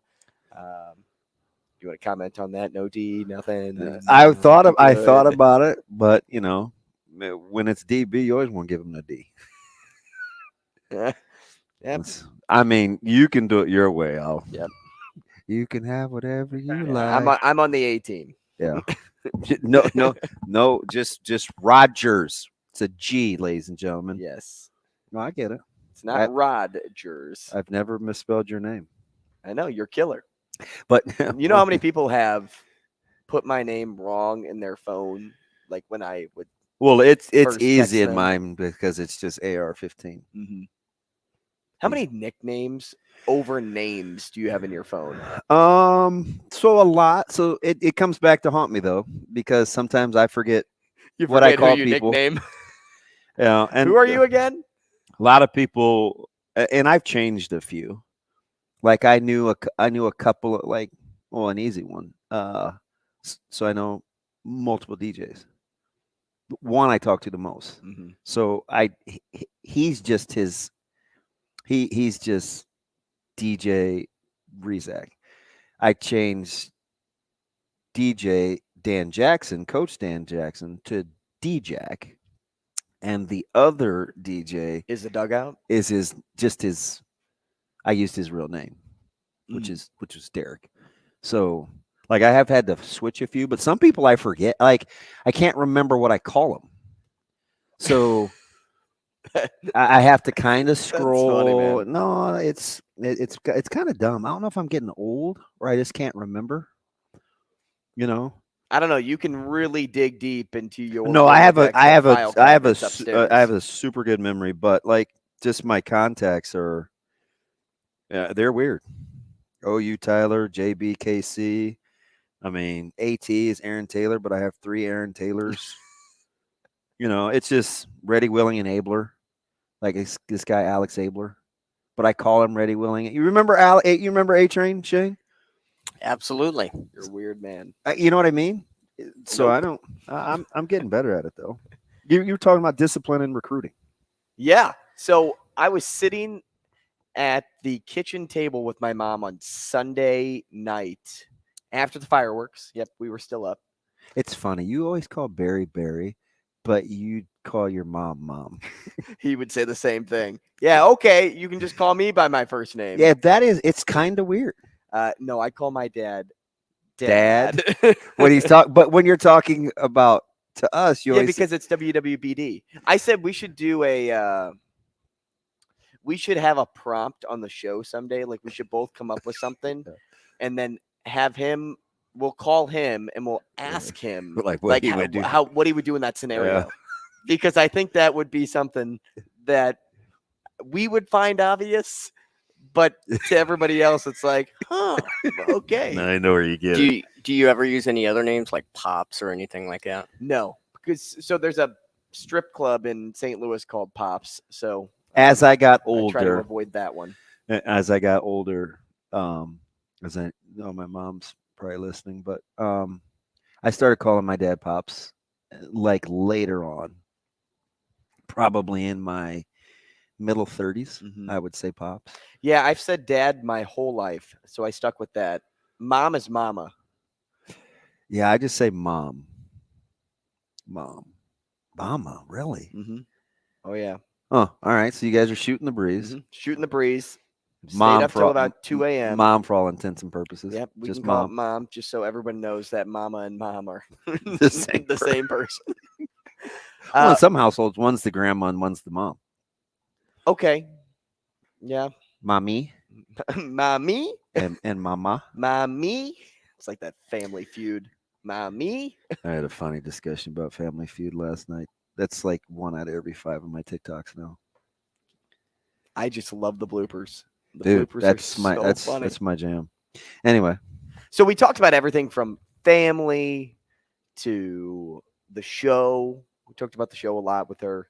And then just society today. Like, you know, how a lot of people, well, let's just say for one, we are all guided by this thing. Yeah. Everybody. Phone. Just what we were talking about with BC. Yep. It's not just the young generation. It's everybody is guided by this thing. Even my grandma has an iPhone. Now she doesn't know how to use it in its full capacity, but What's everybody, up, Trev? Good morning. Everybody is ran by technology.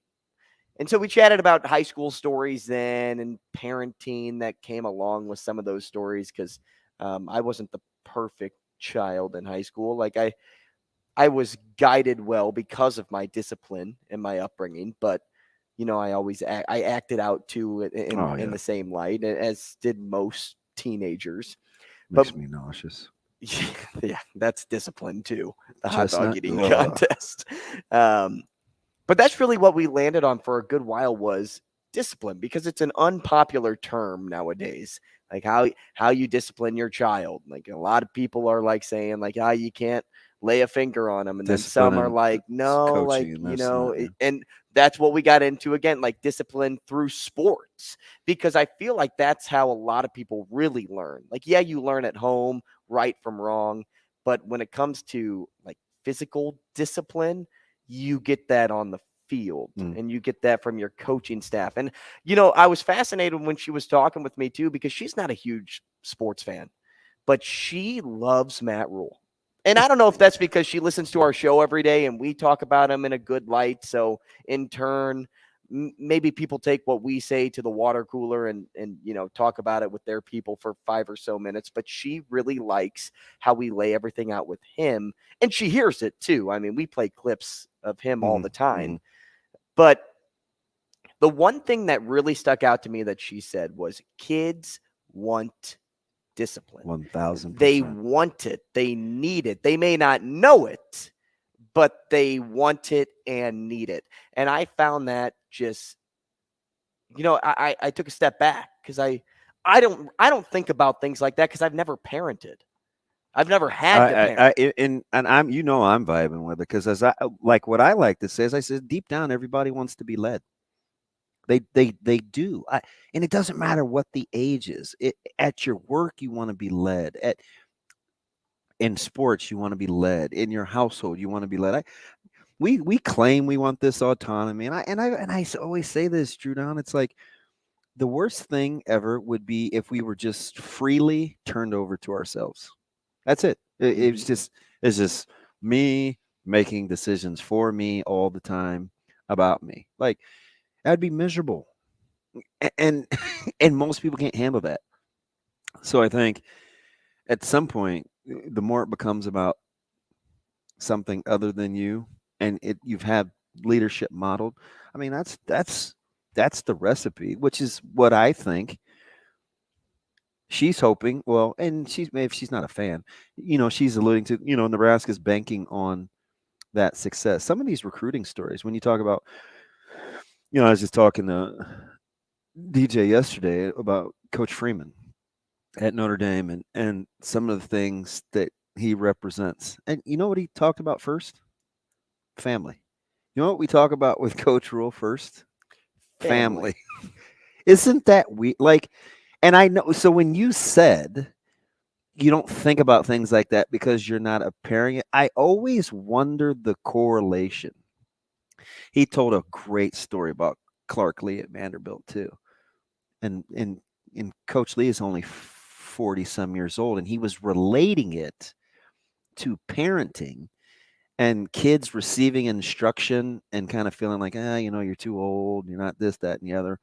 But how other people of older ages can seek wisdom from people that are older than them. Like, a coach being in their 40s, seeking counsel from somebody in their 50s. Yet sometimes young people in their teens don't want counsel from somebody like that's in their 40s or 50s, right?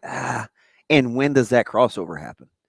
Like, because at some point, your dad has more value to you now than he did at any point when you were growing up. And the weird thing about that is you're older. So you think it would be just the opposite. Yeah, the other way around.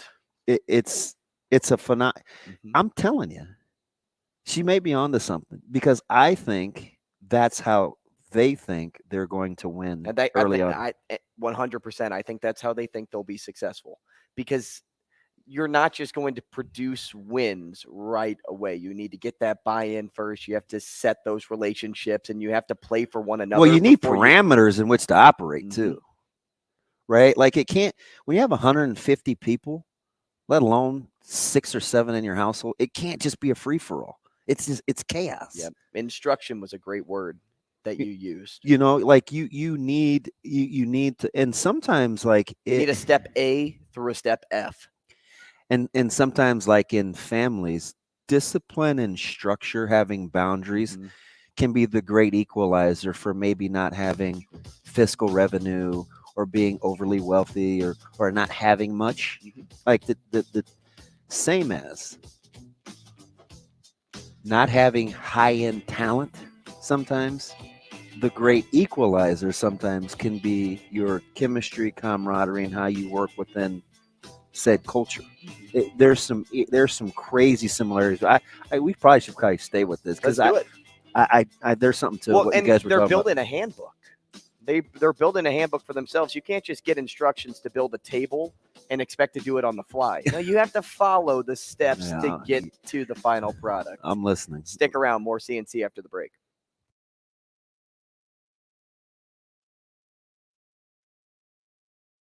Rogers and Benning will be back in 4 minutes.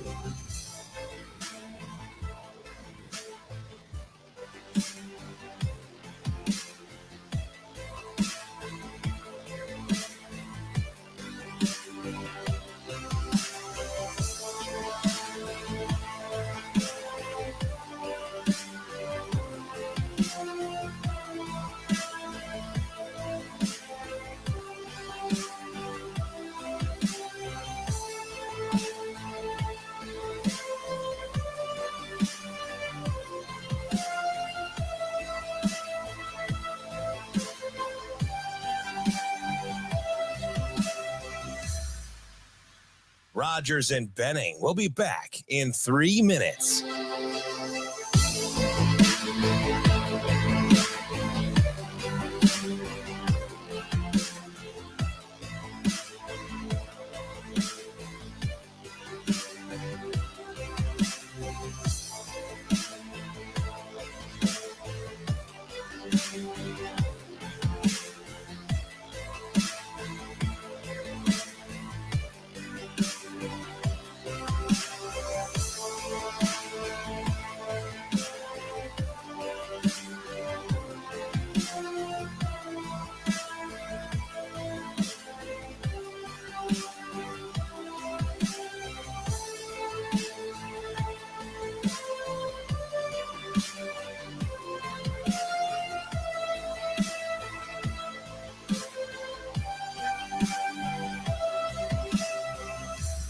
Rogers and Benning will be back in 2 minutes.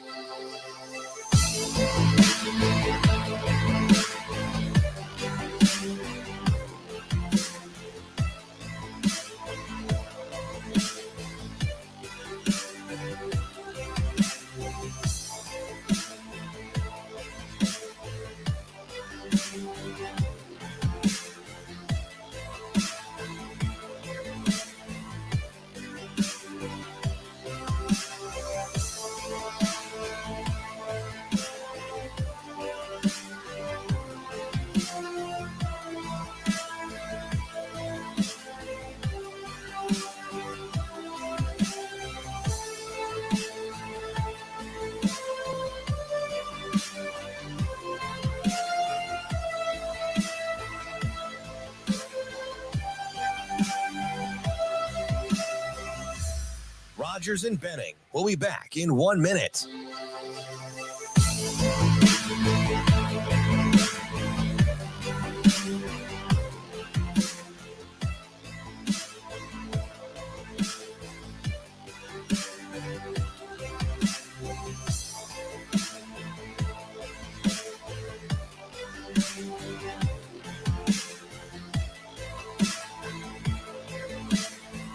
Varsity Radio. Dansby cracks one in the air, deep center. Seconds. Back goes Weimer. Back near the Radio. Dansby cracks one in the air, deep field fence. That ball is gone. Back near the center field.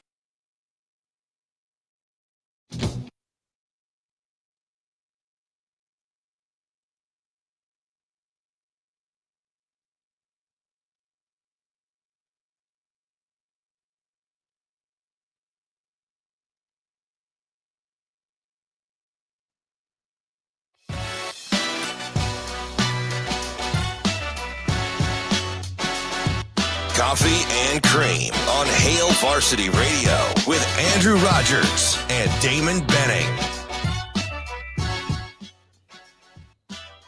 You know, we talked a little bit about the taxi squad. We talked some minor league baseball, major league baseball. Did you check out any minor league baseball over the weekend? I heard if you attended the Storm Chasers game, it was pretty fun. They do it right. And they had, let's say, a pretty good fireworks show as well. Steady Eddies. So that's not the only time, though, that Storm Chaser games are fun. You can even find good promotional giveaway nights, or you could just find your favorite team, whether it's a major league team and, you know, their minor league systems in town. Go check out the Omaha Storm Chasers if you get a chance. Jordy Ball night was over the weekend as well, which that line was longer than the jersey giveaway night. Her impact and Q rating is just through the roof. Like, you talk about a Pied Piper. Mm-hmm. Yeah. I mean, it's the ball effect is real. It's unbelievable. It is nuts. And and how many times is it better after it started a different way? Like, I mean, would it be like this if she was here from the beginning? I don't know. I just know that what's happened since she's been at Oklahoma, and softball fans having to get over what happened when she chose Oklahoma, then the coming back, it's like some storybook. And I don't think anybody is. Are you still trying to get over that? No. I don't think anybody is. And maybe it's because she's so good at answering the question and answering the call, and because of the success she had somewhere else. And even before she left, like, she talked about the recruiting and like feeling like it was about things bigger than just the sport there and what drew her there to begin with. And I just think people understood. Well, it goes back to what we were talking about with discipline and just overall care. So when I was chatting with my mom, I wanted to get her thoughts on paper so that I could bring them up here, because the point she made up, which you don't think about as a kid, you don't think about when your parents are quote unquote strict, that it actually in turn leads to them just caring about you and your well-being versus if your parents kind of let you do whatever you wanted growing up. Some may wonder deep down if they actually care and are looking for that in those developmental times. So she's like, this is what she said. She said, I'm not sure what you're exactly looking for, and this just touches the surface, but we talked about there are kids that will tell you they love that they can do what they want and their parents let them do anything and don't have a curfew, etc., things like that. But deep down, they wonder if their parents really care. I wonder if that's I could buy into that. Had a conversation yesterday morning. I was just walking around outside and I was talking to DJ on the phone, and we were talking. Well, there's a lot of things, but we're just basically talking about coaching, and he does a lot of leadership and life coaching, like within families. And I was saying to him, there's such a fine line with some of our crew that we're coaching, where it's kind of the off season, but it's not the off season. Like, we're working now, and it's a slow burn, and sometimes you worry about saying too much too often. Hey, in this workout I want to, or at this workout or evaluating this 7-on-7. But I said the worst thing you could do is when you stop talking to the players, right? You just kind of let them do their own thing. And I was joking with him. I said, I always tell our players, whether it was young guys, I was coaching at youth or whatever, I said, don't worry about when I do talk to you. Worry about when I don't. Right? Like, because as a coach, if or a mentor or whatever, or you're parenting, like, that means probably that whatever you're saying to them isn't having any impact, or they're not listening anyway. Mm-hmm. So you just stop. You just stop saying it, and there's a fine line. Because sometimes you hear parents, and it happens a little bit more with the younger generation, newer. Not that I'm going all Walt Kowalski, like, get off my lawn, but I do think there's this bartering back and forth where I did it too, or I did the same thing, or that used to be me. Well, he got to do that, so why can't I? And we just. And I just don't think that's the answer, because you always want people to be better. You want them to be better than you were. You don't want them to have to go through kind of some of the things that you went to. And you can humble yourself, or you can be humbled. And if you pick the latter, it can hurt. Well, you had said just right there, and what's really comparative to what Coach Rule does is, when I'm not talking to you, that's when you should worry. Yeah. I'm like that's when Coach Rule's basically saying, like, hey, the door is there. Yeah. Like, you don't want to be here. That's fine. That's cool. I'm not going to put my time and effort to try to keep you here when I have 149 other guys. Right, not coaching to the 10%. He uttered the fame. I don't know if this was in private or public, but he said, he goes, I've got a track record, right? I've had a way of doing business. It hasn't all been great all the time, but it has been this upward ascent, and now I'm here. So apparently I know a little bit. Why would you argue with me? Why would you be combative with me? Do you not think that I don't want the best for you? Do you not think I don't want to win? Like, what are we arguing about here?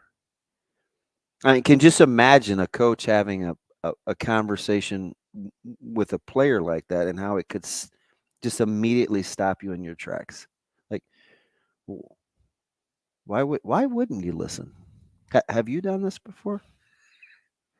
Do you know what I mean? And it was just the way that he was saying it, and I was like, and that was the first time that I thought to myself, you know what?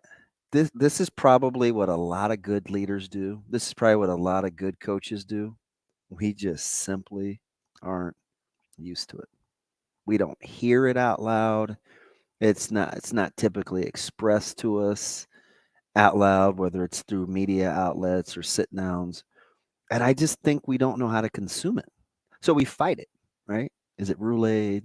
Is this really going to work? No, just take it for what it is. Right now. this like right now. Admit to not knowing, because it's okay if you're upfront and honest right away. And it's versus tough. if you're combative. I know. If you think I you know. can do it yourself, if you Yeah. think you can figure this out on your own, you're probably wrong. Like there's somebody else that's done it before. Listen to that person first. Yeah, and it's like, I don't know. I just would think, and I don't know where it goes wrong with some young people and standards, but like if somebody's doing things and they've been successful, or they've accomplished some things, why wouldn't you listen? Like, what makes it like baloney to begin with? But I just think there's this subconscious bartering and negotiating now because we're so afraid to lose kids. And I just, to bring it back to running the program, the whole competitive thing in life and having winners and losers and competing for your job and not wanting it to be Disneyland and coaches to be held accountable. And like, that's really, that's life, right? And he's just saying it out loud for his team, which is the same thing. Why I like where your mom was going with this. I think it's the same thing about leadership in households. Like, so sometimes in our subconscious, we're like, there's this feeling of wanting to be well liked. You want to make sure that you get along. You don't want them to push you away because you don't want them making bad decisions behind your back, and it's no real manual. There's just best practices. Mm-hmm. And you just have to hope that those best practices, can hold it down. And I'm telling you, they can be the great equalizer for, sometimes fiscal mobility. I talked about fiscal mobility or whatever, like just the other centered boundaries and the guy, you're talking to a guy that's not good with boundaries, right? Like stretches himself way thin, even though it probably shouldn't, like, right. But I understand if it's, I don't want it to be about me. I want you to be a better version of you. And sometimes I'll be willing to kind of be miserable, for lack of a better word. Like I'll go through it for You'll a put while yourself last because I know I'll figure it out because I've been at bottom. It's not healthy. I don't recommend it. But what I'm saying is when you're coaching and you're empowering other people, it's so you don't have to go through that. Mm-hmm. That's really what it is. When Coach Rule tells you it's too transactional, the NFL was too transactional. I don't like why he's a second chance guy as long as you're appreciative and understand what comes with the responsibility. That's not substitute parenting for coaching because that's really what it is. Mm-hmm. Now, how that, lends itself to W's, I'm not sure. But in the meantime, while you're trying to build, I don't know if there's a better place to start. There's a movie out there called The Ugly Truth. I don't know if you've seen it. I haven't. And I still haven't seen Independence Day. You think I've seen The Ugly Truth? I don't know. You've seen a lot of movies. That's bad movies. But it's kind of like what you're saying here is you got to put your feelings aside and you just got to like look at the ugly truth. Yeah. You just got to just look at what it is. My dad used to tell me, don't ask me any questions you don't want to know the answer to. Like, what? What do you mean? No, I'm serious. Now you know. Now you know. I and do. You probably say the same thing to your boys and girls. Yeah, and it's just like it's the good leadership. It's and when I said boys, I meant like more your team, your football team, yeah, all over just your immediate household. Yeah, it's just like, do you really want to know? Okay. Yeah, and it's so weird how it affects my personality because Shane, you remember this? Like my first stretches when I first started, when I was getting out of education into the sports media talk, and it used to always bug me when hey, how you doing today, or what's up, or you good? And in my head, I always used to think I never really would respond or engage. I just you in the mood or what? Yeah, I am. Because not really. I always used to wonder if they really wanted to know. And so sometimes I would say, Shane, you've heard me say, do you really want to know, or are you just saying that to be saying it? Sometimes I'd be saying it just to be saying it. Hey, can I say one other thing about Independence No, Day? because every morning, right? Like it'd be like, hey, he had the same greeting. I said, you really want to know, or are you just saying that to be saying it? Because I was always on guard about authenticity. Go ahead. Can I say one thing about Independence Day since you brought it back up again? And it surprises me. Tell me, like, it surprises me that you guys hadn't seen it, because there's always there's movies that are on the timeline that like started a standard in movies, like Star Wars, and then Which Batman. was on a ton this weekend. Star Wars. Oh, fuck. Batman, the *89 Batman. I mean, that ushered in the superhero movie. But '96, when Independence Day came out, that reinvigorated the disaster movies. So you had Twister after that. You had Titanic. You just had a ton of those movies came after that. So Independence Day is a disaster. So Independence Day is like the lion in the food chain. It's and everything else falls beneath it. Okay, cool. Yeah. So I mean, it's just one of those movies that are just on the timeline like that. We still have Kurt. Yeah. All right. Let's go to the phone, 888-638-4876. If you want to join the conversation. Kurt, good morning. Hey guys, how you doing? Good. How are you? Not too bad. What's up, buddy? Hey, you had me thinking. I love the conversation about expectations of kids and structure and how it parallels to parenting. And I know there's no data point, but I'm guessing some of the best coaches out there are probably pretty darn good parents, because they, generally speaking, one speaks to the other. If you're coaching parenting, you got to find a way to relate to kids. I think the hard part is the disciplining, yet not losing trust through that discipline. And yeah, I'm a father of two, and I've told my kids, like, if you don't trust me, it doesn't matter how I discipline you, because you'll just run away and hide. And in coaching, you've got to find that balance. And I have a ton of respect for the ones that can do it, because kids don't get any easier today. So I think say that for me. Say that for me one more time, Kurt. That may make a T-shirt. If you don't trust me, it doesn't matter how you I discipline. Yeah, I mean, and literally that's what I've told my kids. If you got a playbook on how to be a parent, I'll gladly read it, but there isn't one. That's the. I think that's the beauty behind it, though. That's the beauty behind it, because a lot of it is how you were raised. And if you were raised in a poor light, all right, how am I going to change that with my kids? Or But I kind of think you nailed it, strong though, parents, right? Because isn't that why you think that? Kids don't receive the information very well that you're trying to tell them? Because there's a lack of trust. Yeah, and I didn't come to that realization until I had a conversation with them, because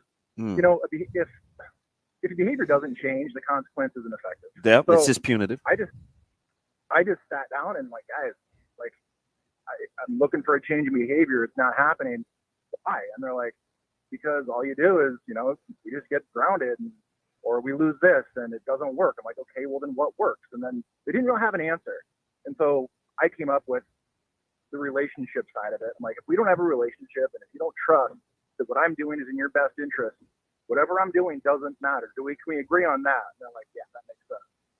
So, and that was the starting point, right? Yeah. And I tell them, like, guys, half the time I'm winging this. Like, I don't know what I'm doing. I'm just trying to do my best.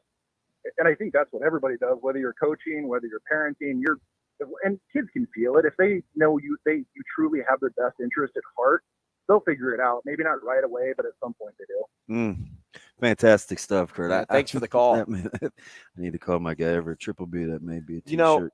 Sometimes I think there's a lot of truth to that, but in another sense, I think there's also a lot of truth to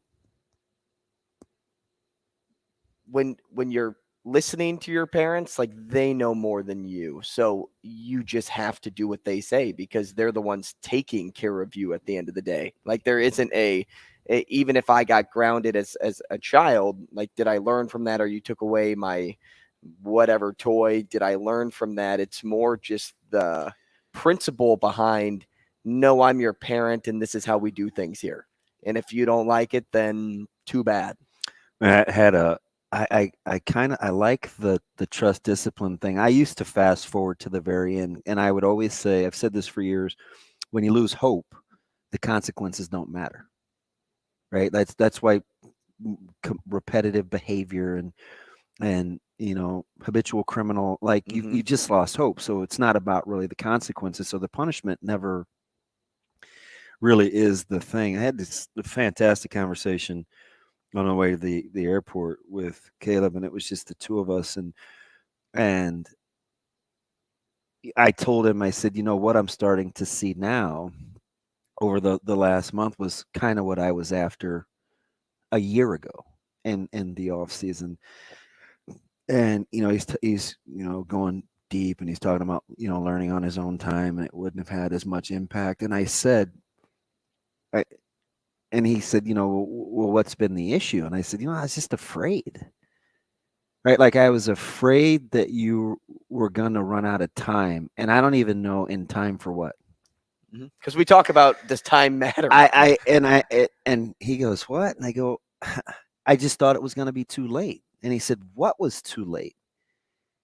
And I didn't have a great answer. Now this is again in like a 20 some odd minute drive. And we basically were talking about his team and growth and stuff. And I go, I don't know, but for whatever the reason, as a parent, I put you up against the clock.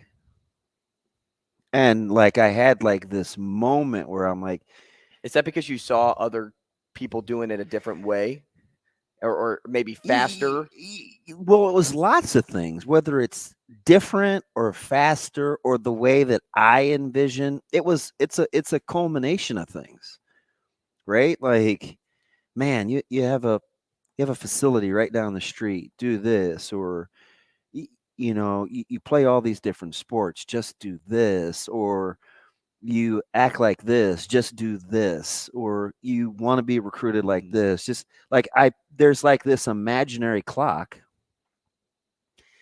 that I put him on, knowing that like, whatever the timing is, it'll be. It's not like I can't define it. I couldn't even put it in words. And it's kind of how I feel like coaching.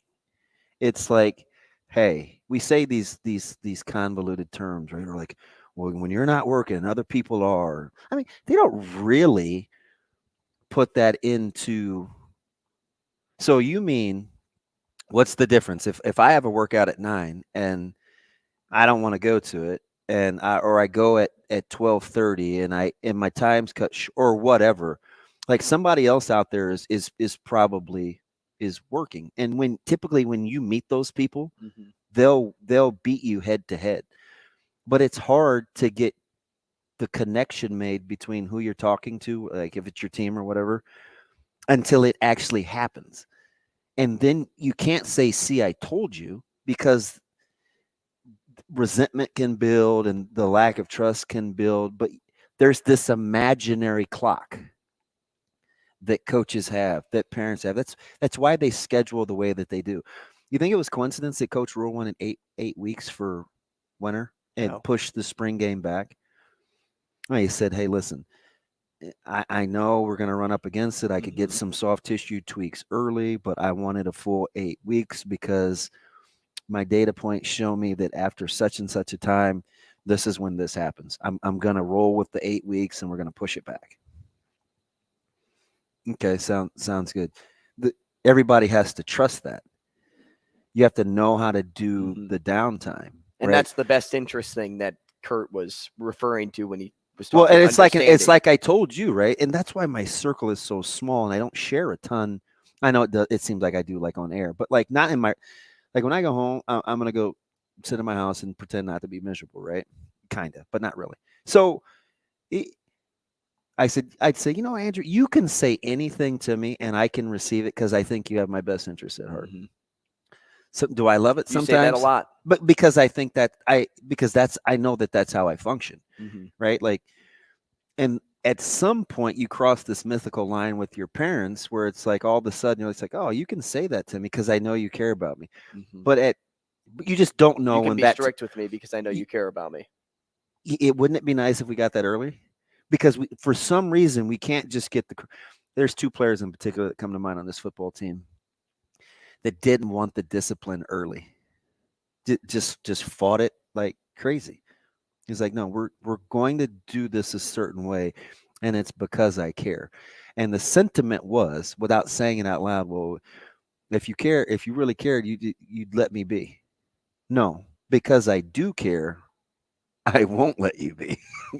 Right? And I don't know what the magic coaching point is or the magic parenting point or whatever, but when that thing happens, it's amazing what you can say to somebody and they receive it differently. It's just weird how as you get older, you love and want the discipline and guidance of older people when it should be just the opposite, because you're gaining more freedom as a mature adult. But I think you want it more when you're older because you know you're going to be that. When you're younger, you don't want the discipline because you want to just do you. But when you're older, you want to be where they are someday. And in order to get there, get there, you have to listen. You have to be a learner, a lifelong learner, as you say. And you have to make sure that you put everybody at the level of best interest. Nebraska, period, sports, period. Gone in 60 seconds. Up next. Rogers and Benning. Rogers and Benning will be back in 5 minutes.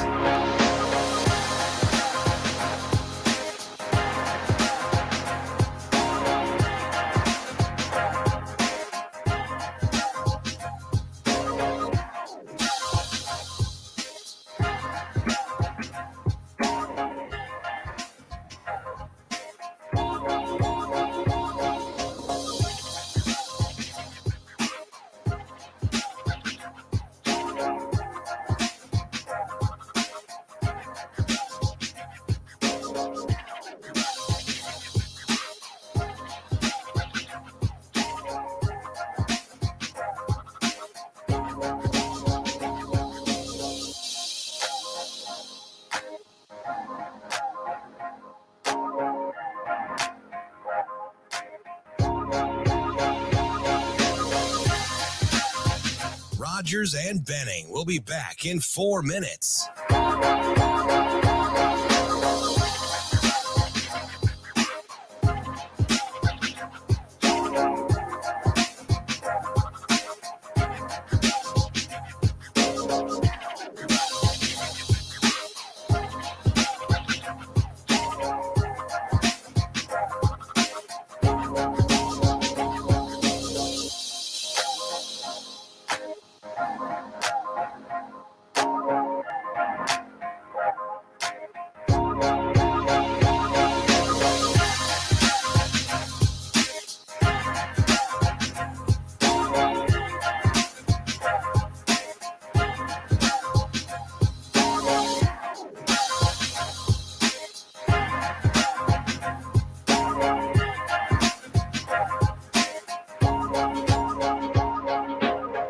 Rogers and Benning will be back in 3 minutes.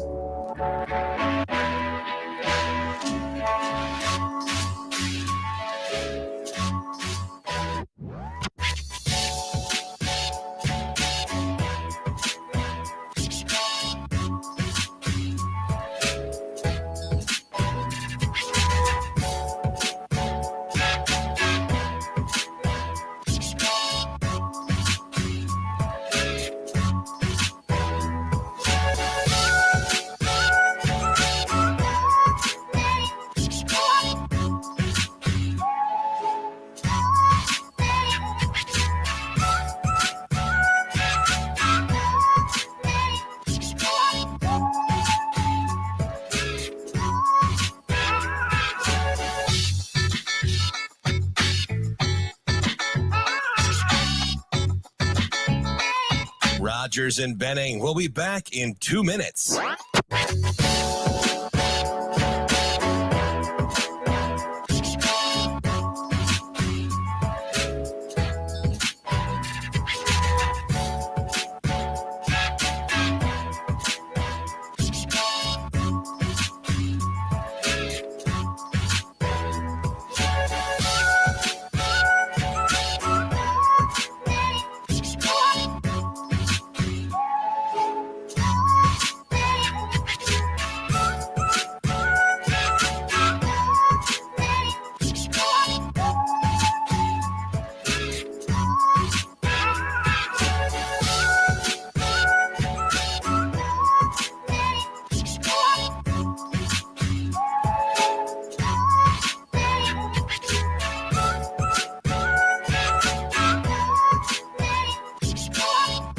Rogers and Benning. We'll be back in 1 minute.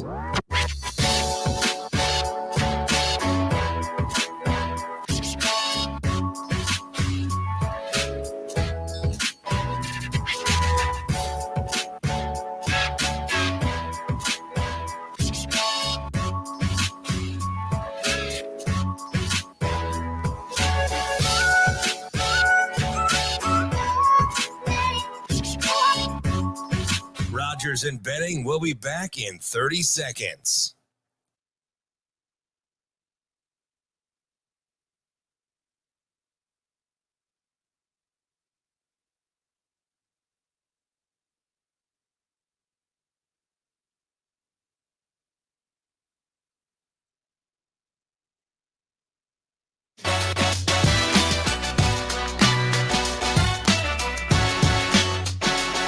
Coffee and Cream with Rogers and Benning on Hail Varsity Radio.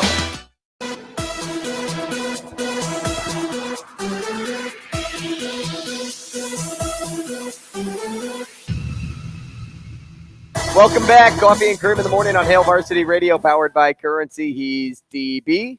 I'm Andrew Rogers, or AR-15 in DB's phone. As we found out, he's got majority nicknames, but he does know who all of you are now. It didn't start that way, but he knows it now. Welcome back to the show. We're happy to have you with us. Thanks for the call earlier, Kurt. Thanks to Andy Kendeigh and Brian Christopherson as well for joining the show. We'll change gears. We'll play a game. We started it last week, and it was a real thinker for DB because tough. You have to get as many right as you can in 60 seconds. Now, we still have yet to really come up with the best way to award somebody, but we're going to try it again the way we did it last week. If we still like it, I think this is what we did decide. We're going to get some callers, and they're going to go one-on-one with you. See how many. To see how many they can also name versus you, whoever gets the most. Different topic, same deal, like they go or then I go? I think yes. So if we have two callers, just say we'll do one that's NBA oriented, we'll do one that's baseball oriented, and we'll go through the list. Whether we get through all the teams or not, who cares? Okay. But it will give the opportunity for the best matchup, I guess the fairest matchup, because if I say we're going to do all NBA and it's this one prompt and you're facing off against some guy named Joe first, well, and say somebody named Chris is on hold, but they know the prompt and they can just look up the teams or whatever, and then they could cheat. We're going to change the prompt. But for this game in particular, let's just do this. What do we got? So if you are commenting, which we appreciate all the comments we get on the show. Thomas, 515 Dave, Ken. I call Daniel. Thomas TK like I've known him forever. Yep. We have 4 that are actively on StreamYard. Take a number on how many you think DB will get right in this first set. If that is, they don't even know how many questions, right? Closest to. No, well, because it's just as many as you can answer in the allotted time. If you are closest to, or you get the number exactly right, we'll give you a gift card to Hail Varsity Club. Sounds fair. So, Shane, get the music going. I'll give 10 seconds here. Okay? We'll see if any numbers come in. Okay. If not, we're going to play the game. And I just feel generous today, so I want to give something away. So today is an NBA prompt, DB. Oh, boy. I like the NBA. Put your thinking cap on. Shane's got the clock rolling, too. Look at him. You professional, you. I'm on it today. I see you. Are you producing? Oh, is this the clock we're going to go off of, Shane, right here? Pretty cool right there. All right. How about that? I don't have to keep track. It's right in front of us. And this helps you because you can reference it a lot quicker. Amazing Daniel. Is it actors' names? I have a guess. No, it's an NBA. Oh, man. This dude. Okay. All right. We're going to kick this thing off. Not feeling particularly Somebody gets it right, we'll be good to go. Ken, oh no, I haven't watched the NBA since they did away with hand checking. Guys, I'm not asking for pointers. I'm not asking for opinions. Give me a number. Right. How many will DB get right? All right, you ready for this? I'm DB, ready. NBA all-time leading scorer by franchise. Oh, boy. Are you ready? Yep. All right, Shane. Clock starts in 3, 2, 1. Miami Heat. Dwayne Wade. Milwaukee Bucks. Let's go Marcus Johnson. Minnesota Timberwolves. Kevin Garnett. New Orleans Pelicans. God, they were the Jazz. Just that franchise? Just the franchise of the Pelicans. What's his buckets from Duke? Brandon Ingram. Lakers. Kareem. Grizzlies. Ooh. Pass. Knicks. Patrick Ewing. Thunder.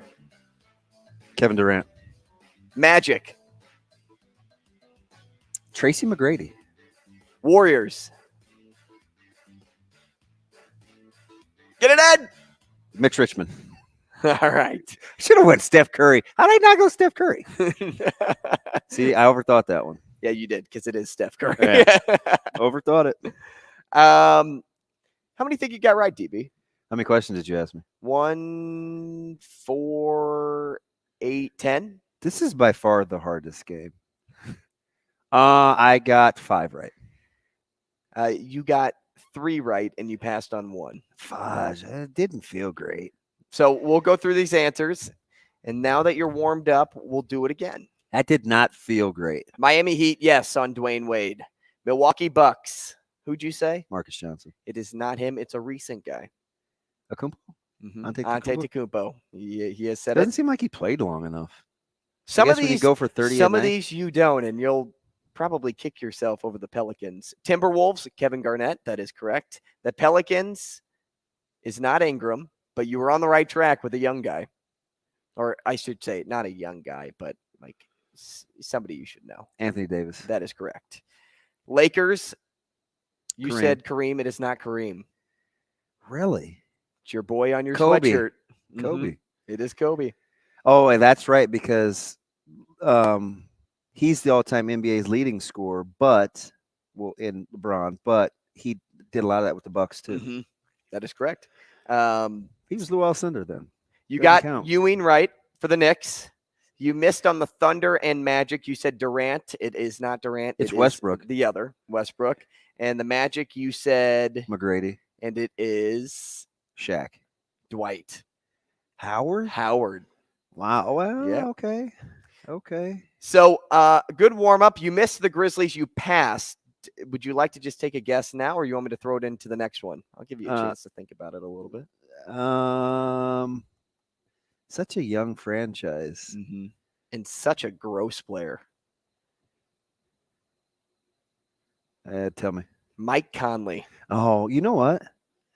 Never mind. Because I was going to say push booty. Because his jumpers, he would stick his bum out.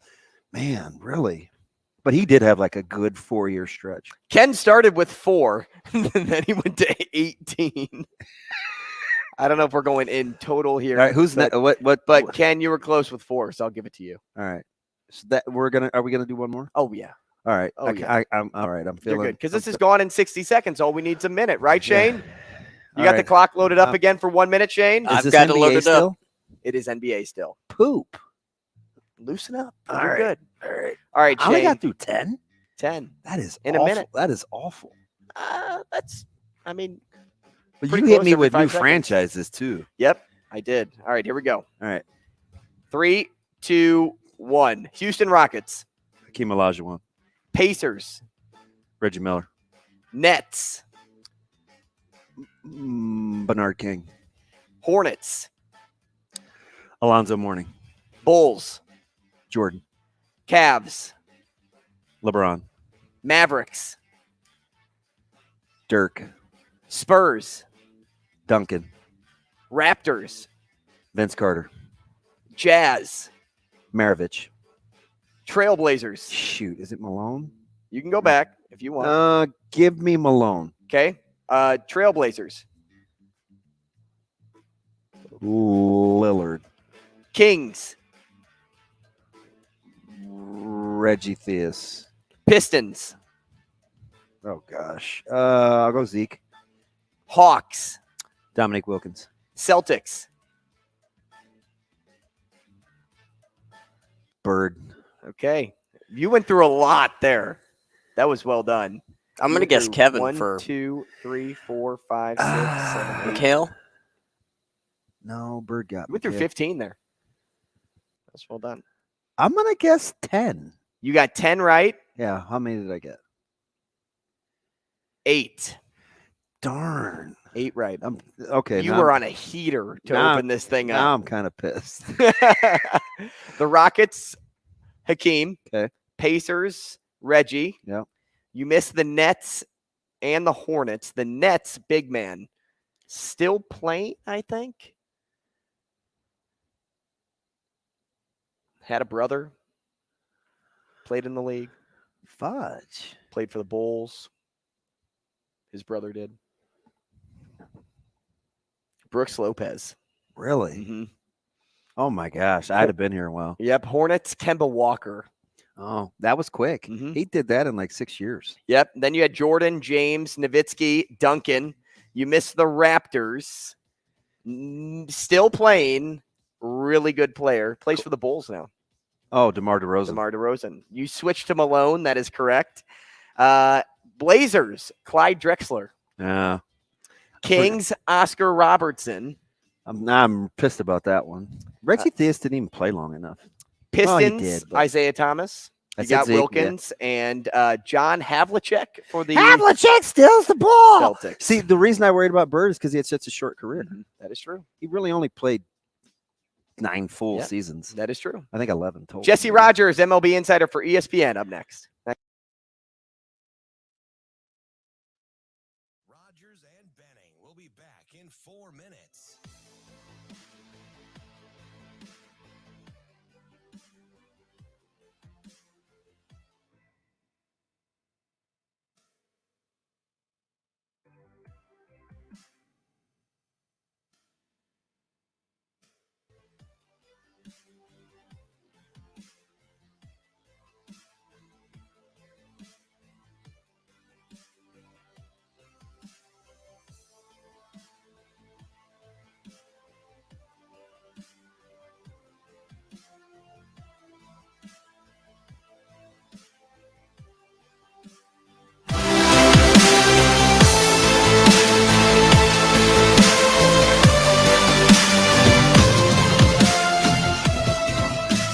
Home run, and the Cubs lead 2-0.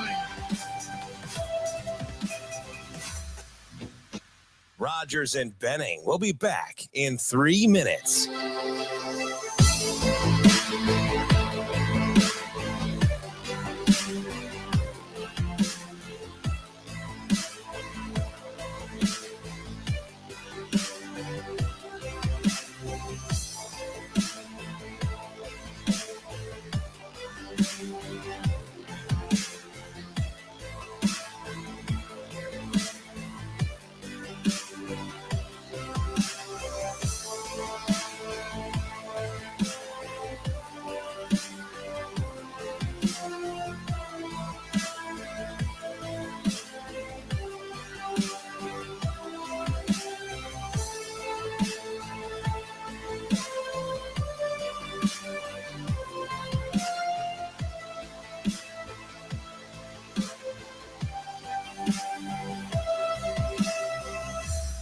Rogers and Benning will be back in 2 minutes.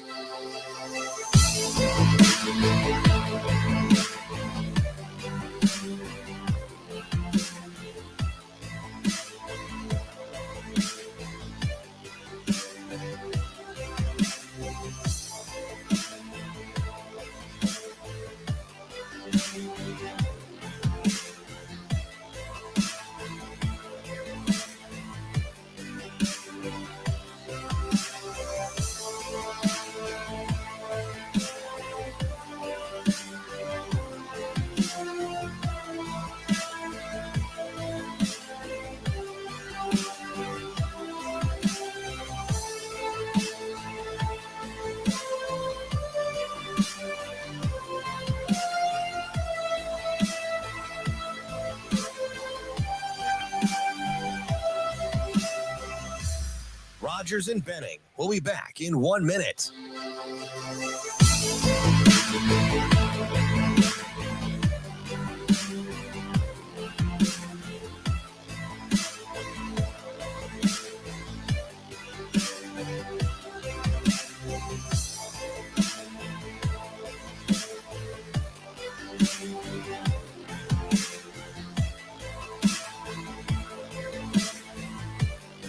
Rogers and Benning will be back in 30 seconds.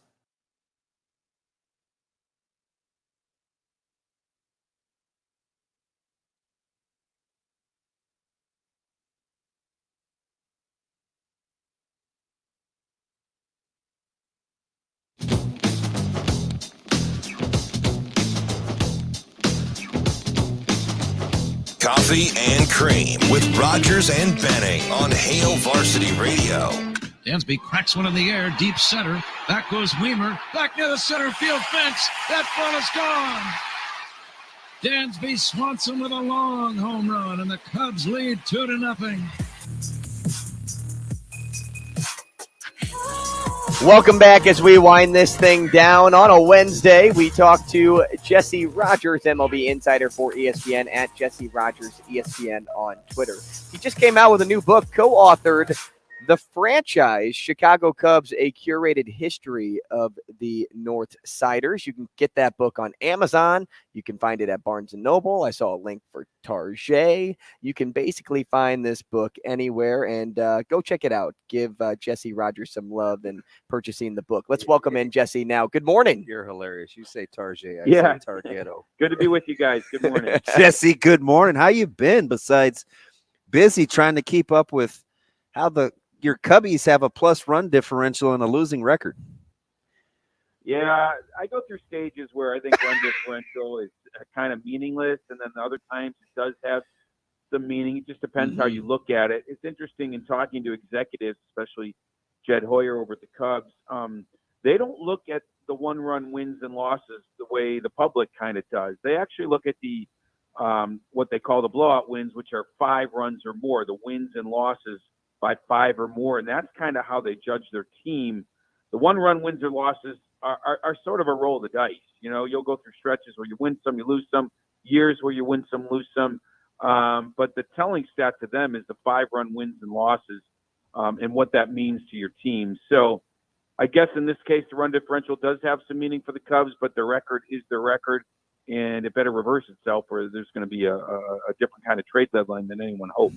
Jesse, at what point do the Cubs and the Cardinals both have to say that, hey, 7 back, 11.5 back just aren't enough when you look at having a losing record? Because if you look at another team, say in the East, and you see the Phillies, they're also 11.5 back of the Braves, but they have a winning record and they have things going well for them. Yeah, I mean, and also the Phillies are much closer to the wild card hunt, right? They're in fact, they have the 3rd spot right as of this morning. So that's a different scenario. Look, the Cardinals are probably there already. I give them a little bit of a caveat because it's the Cardinals. They almost never sell. But I think in their minds, they know that they're going to have to move their pending free agents. Jordan Montgomery's number 1 on that list. They need to retool that starting staff. Now, they could always re-sign Montgomery now or in the offseason. Like, they need pitching. So as soon as the Cardinals trade someone, they need to replace him. But if he's going to walk away and go to another team in free agency, then, you know, the biggest malpractice is to not get something for him.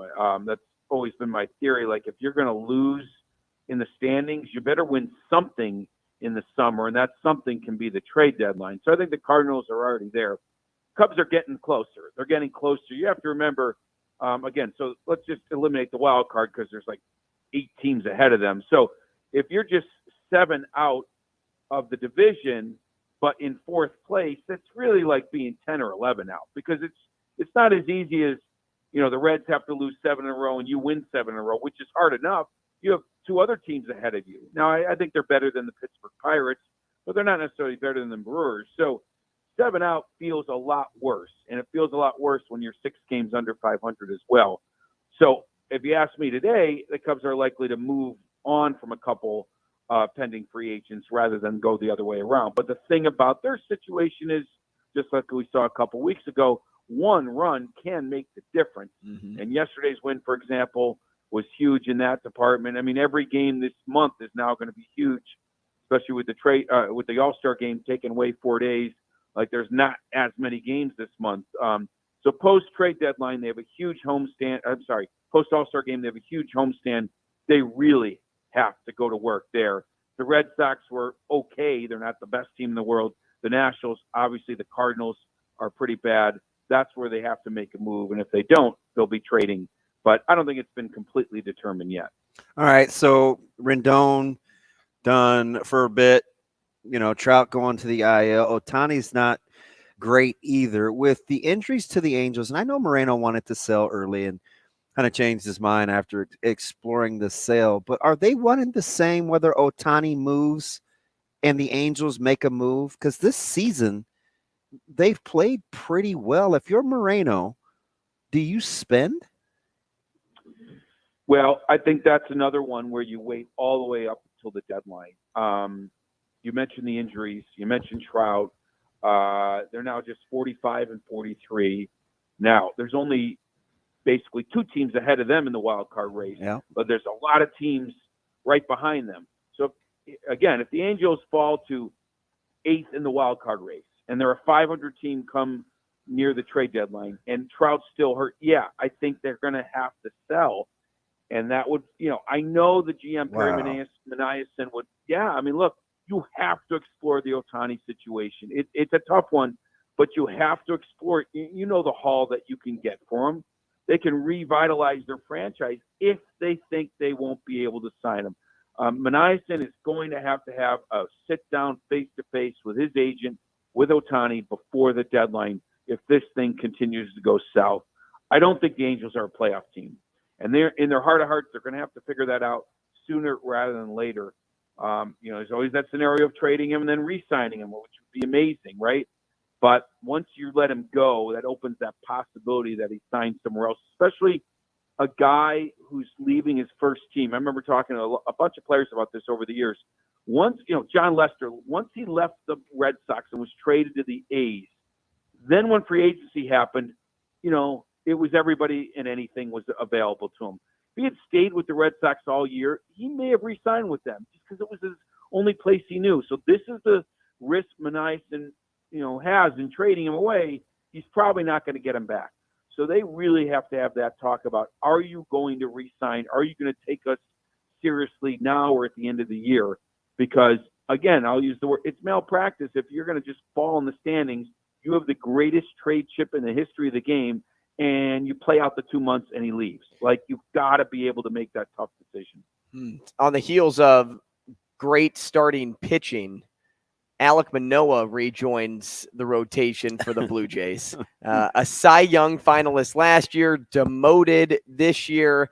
Do you think the Jays staff is taking the right approach in saying, figure it out in the league now over the lower levels? That's a good question. I picked him to win the Cy Young this year, so what do I know? Well, I took Castillo, so I'm right there with you. Yeah. I think when you get in situations like this, in some ways, it's a little bit of a Hail Mary. You throw everything at the wall and see what sticks. Look, he can go right back down if it doesn't work up here. Maybe they feel like the adjustments he's made, even though the numbers didn't show it down there, are okay. I'm not as close to the Blue Jays as other people, but I just feel like you're just throwing Hail Marys, right? Let's see if this works. Let's see if that works. Let's see if the adrenaline returns and the break from the pressure helps them out. I mean, they're 10 out as well, but they're in the wild card race, so they can't afford to just give away games. I got to see how this plays out. It's really unusual to see a fall from grace that quickly, and what they did to him, sending him to the spring facility and now sort of building back his confidence up. I don't know the answer there. I don't think anybody really knows. I think the Blue Jays are just kind of throwing something to the wall and see if it works. Jesse, after the Braves, I'm going to concede, in the National League, who's the most complete to make a playoff run? Well, okay. I mean, the Phillies have all the ingredients. I just wonder if that pitching staff has been sort of worn out. Like, we know that Nola and Wheeler haven't had the best seasons, but guys are starting to turn around. I watched Ranger Suarez close up the other day. There's something good there. He got a late start to his season because of injury. I mean, on paper, it's the Phillies, right? But paper doesn't win you championships. So I'll put them in the mix. But certainly Arizona and the Dodgers are really good. The Dodgers aren't showing it every night, but we know that they have it in them. And Arizona, without the experience you'd expect, has the ingredients. It has the ingredients, just doesn't have the experience. So that's why I sort of fall back on Philadelphia, because they've been there, they've done that, and they have the talent. It just is starting to come to fruition. So I'll still say Philly over anybody else, though Arizona and the Dodgers are damn good. What is the league figuring out about Merrill Kelly in Arizona? Yeah, I mean, that's a good question. Look, some of these guys that pitched in the WBC, Adam Wainwright, Lance Lynn, like, it hasn't always worked out for them. When you take a guy off his routine in the off season and you ask him to do something he hasn't done his whole career, basically, I feel like, yeah, maybe he has a little jolt early on, but that's going to catch up with you a little bit. And that's one thing that I'll look at with pitchers, that played in the WBC. What's not working later on? And the home run bug has caught him a little bit, but he's still a damn good pitcher, and I still think this is a good team.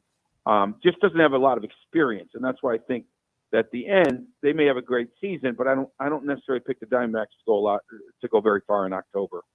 Jesse, quickly here, before we let you go, the MLB draft is coming our way starting on Sunday. We got to see a lot of the talent we'll see at the top of the board here in Omaha. But what would you say is kind of like the do and don'ts of like the top 5 picks for some of these teams in regards to if they strike out or if they hit a home run with their pick? Yeah, I mean, look, it's a shortstop deep class. There's some good outfielders at the top. I mean, the the LSU guys should go 1-2. I don't think you want to overthink those 2 picks that much, though I guess you could decide which one you want better. Sometimes you want the hitter. It's more of a sure thing than the pitcher just because the injury factor. It really is a deep class of shortstops. So you can't go wrong taking a shortstop. I'll say that because you can always move them off that position. They can move. Usually it's a great athlete. Move them to the outfield, move them to second base. So that's kind of my thinking. Like, don't overthink the top 2 and take a shortstop if you're stuck. Jesse Rogers, we appreciate it, man. Thanks so much for the time this morning. And again, check out his book, The Franchise, The Cubs. And then let me read this one more time. We like curated history of the go. Cubs. There it is. It's 3 things in one, and you're going to get a ton of great information because Jesse Rogers' name is plastered on the cover. Hey, thanks a lot, man. That's impressive, Jesse. We appreciate you. You got it, guys. Take care. And thanks for joining us on the show this morning. We'll be back tomorrow. That's it? That's it, man. What is going on?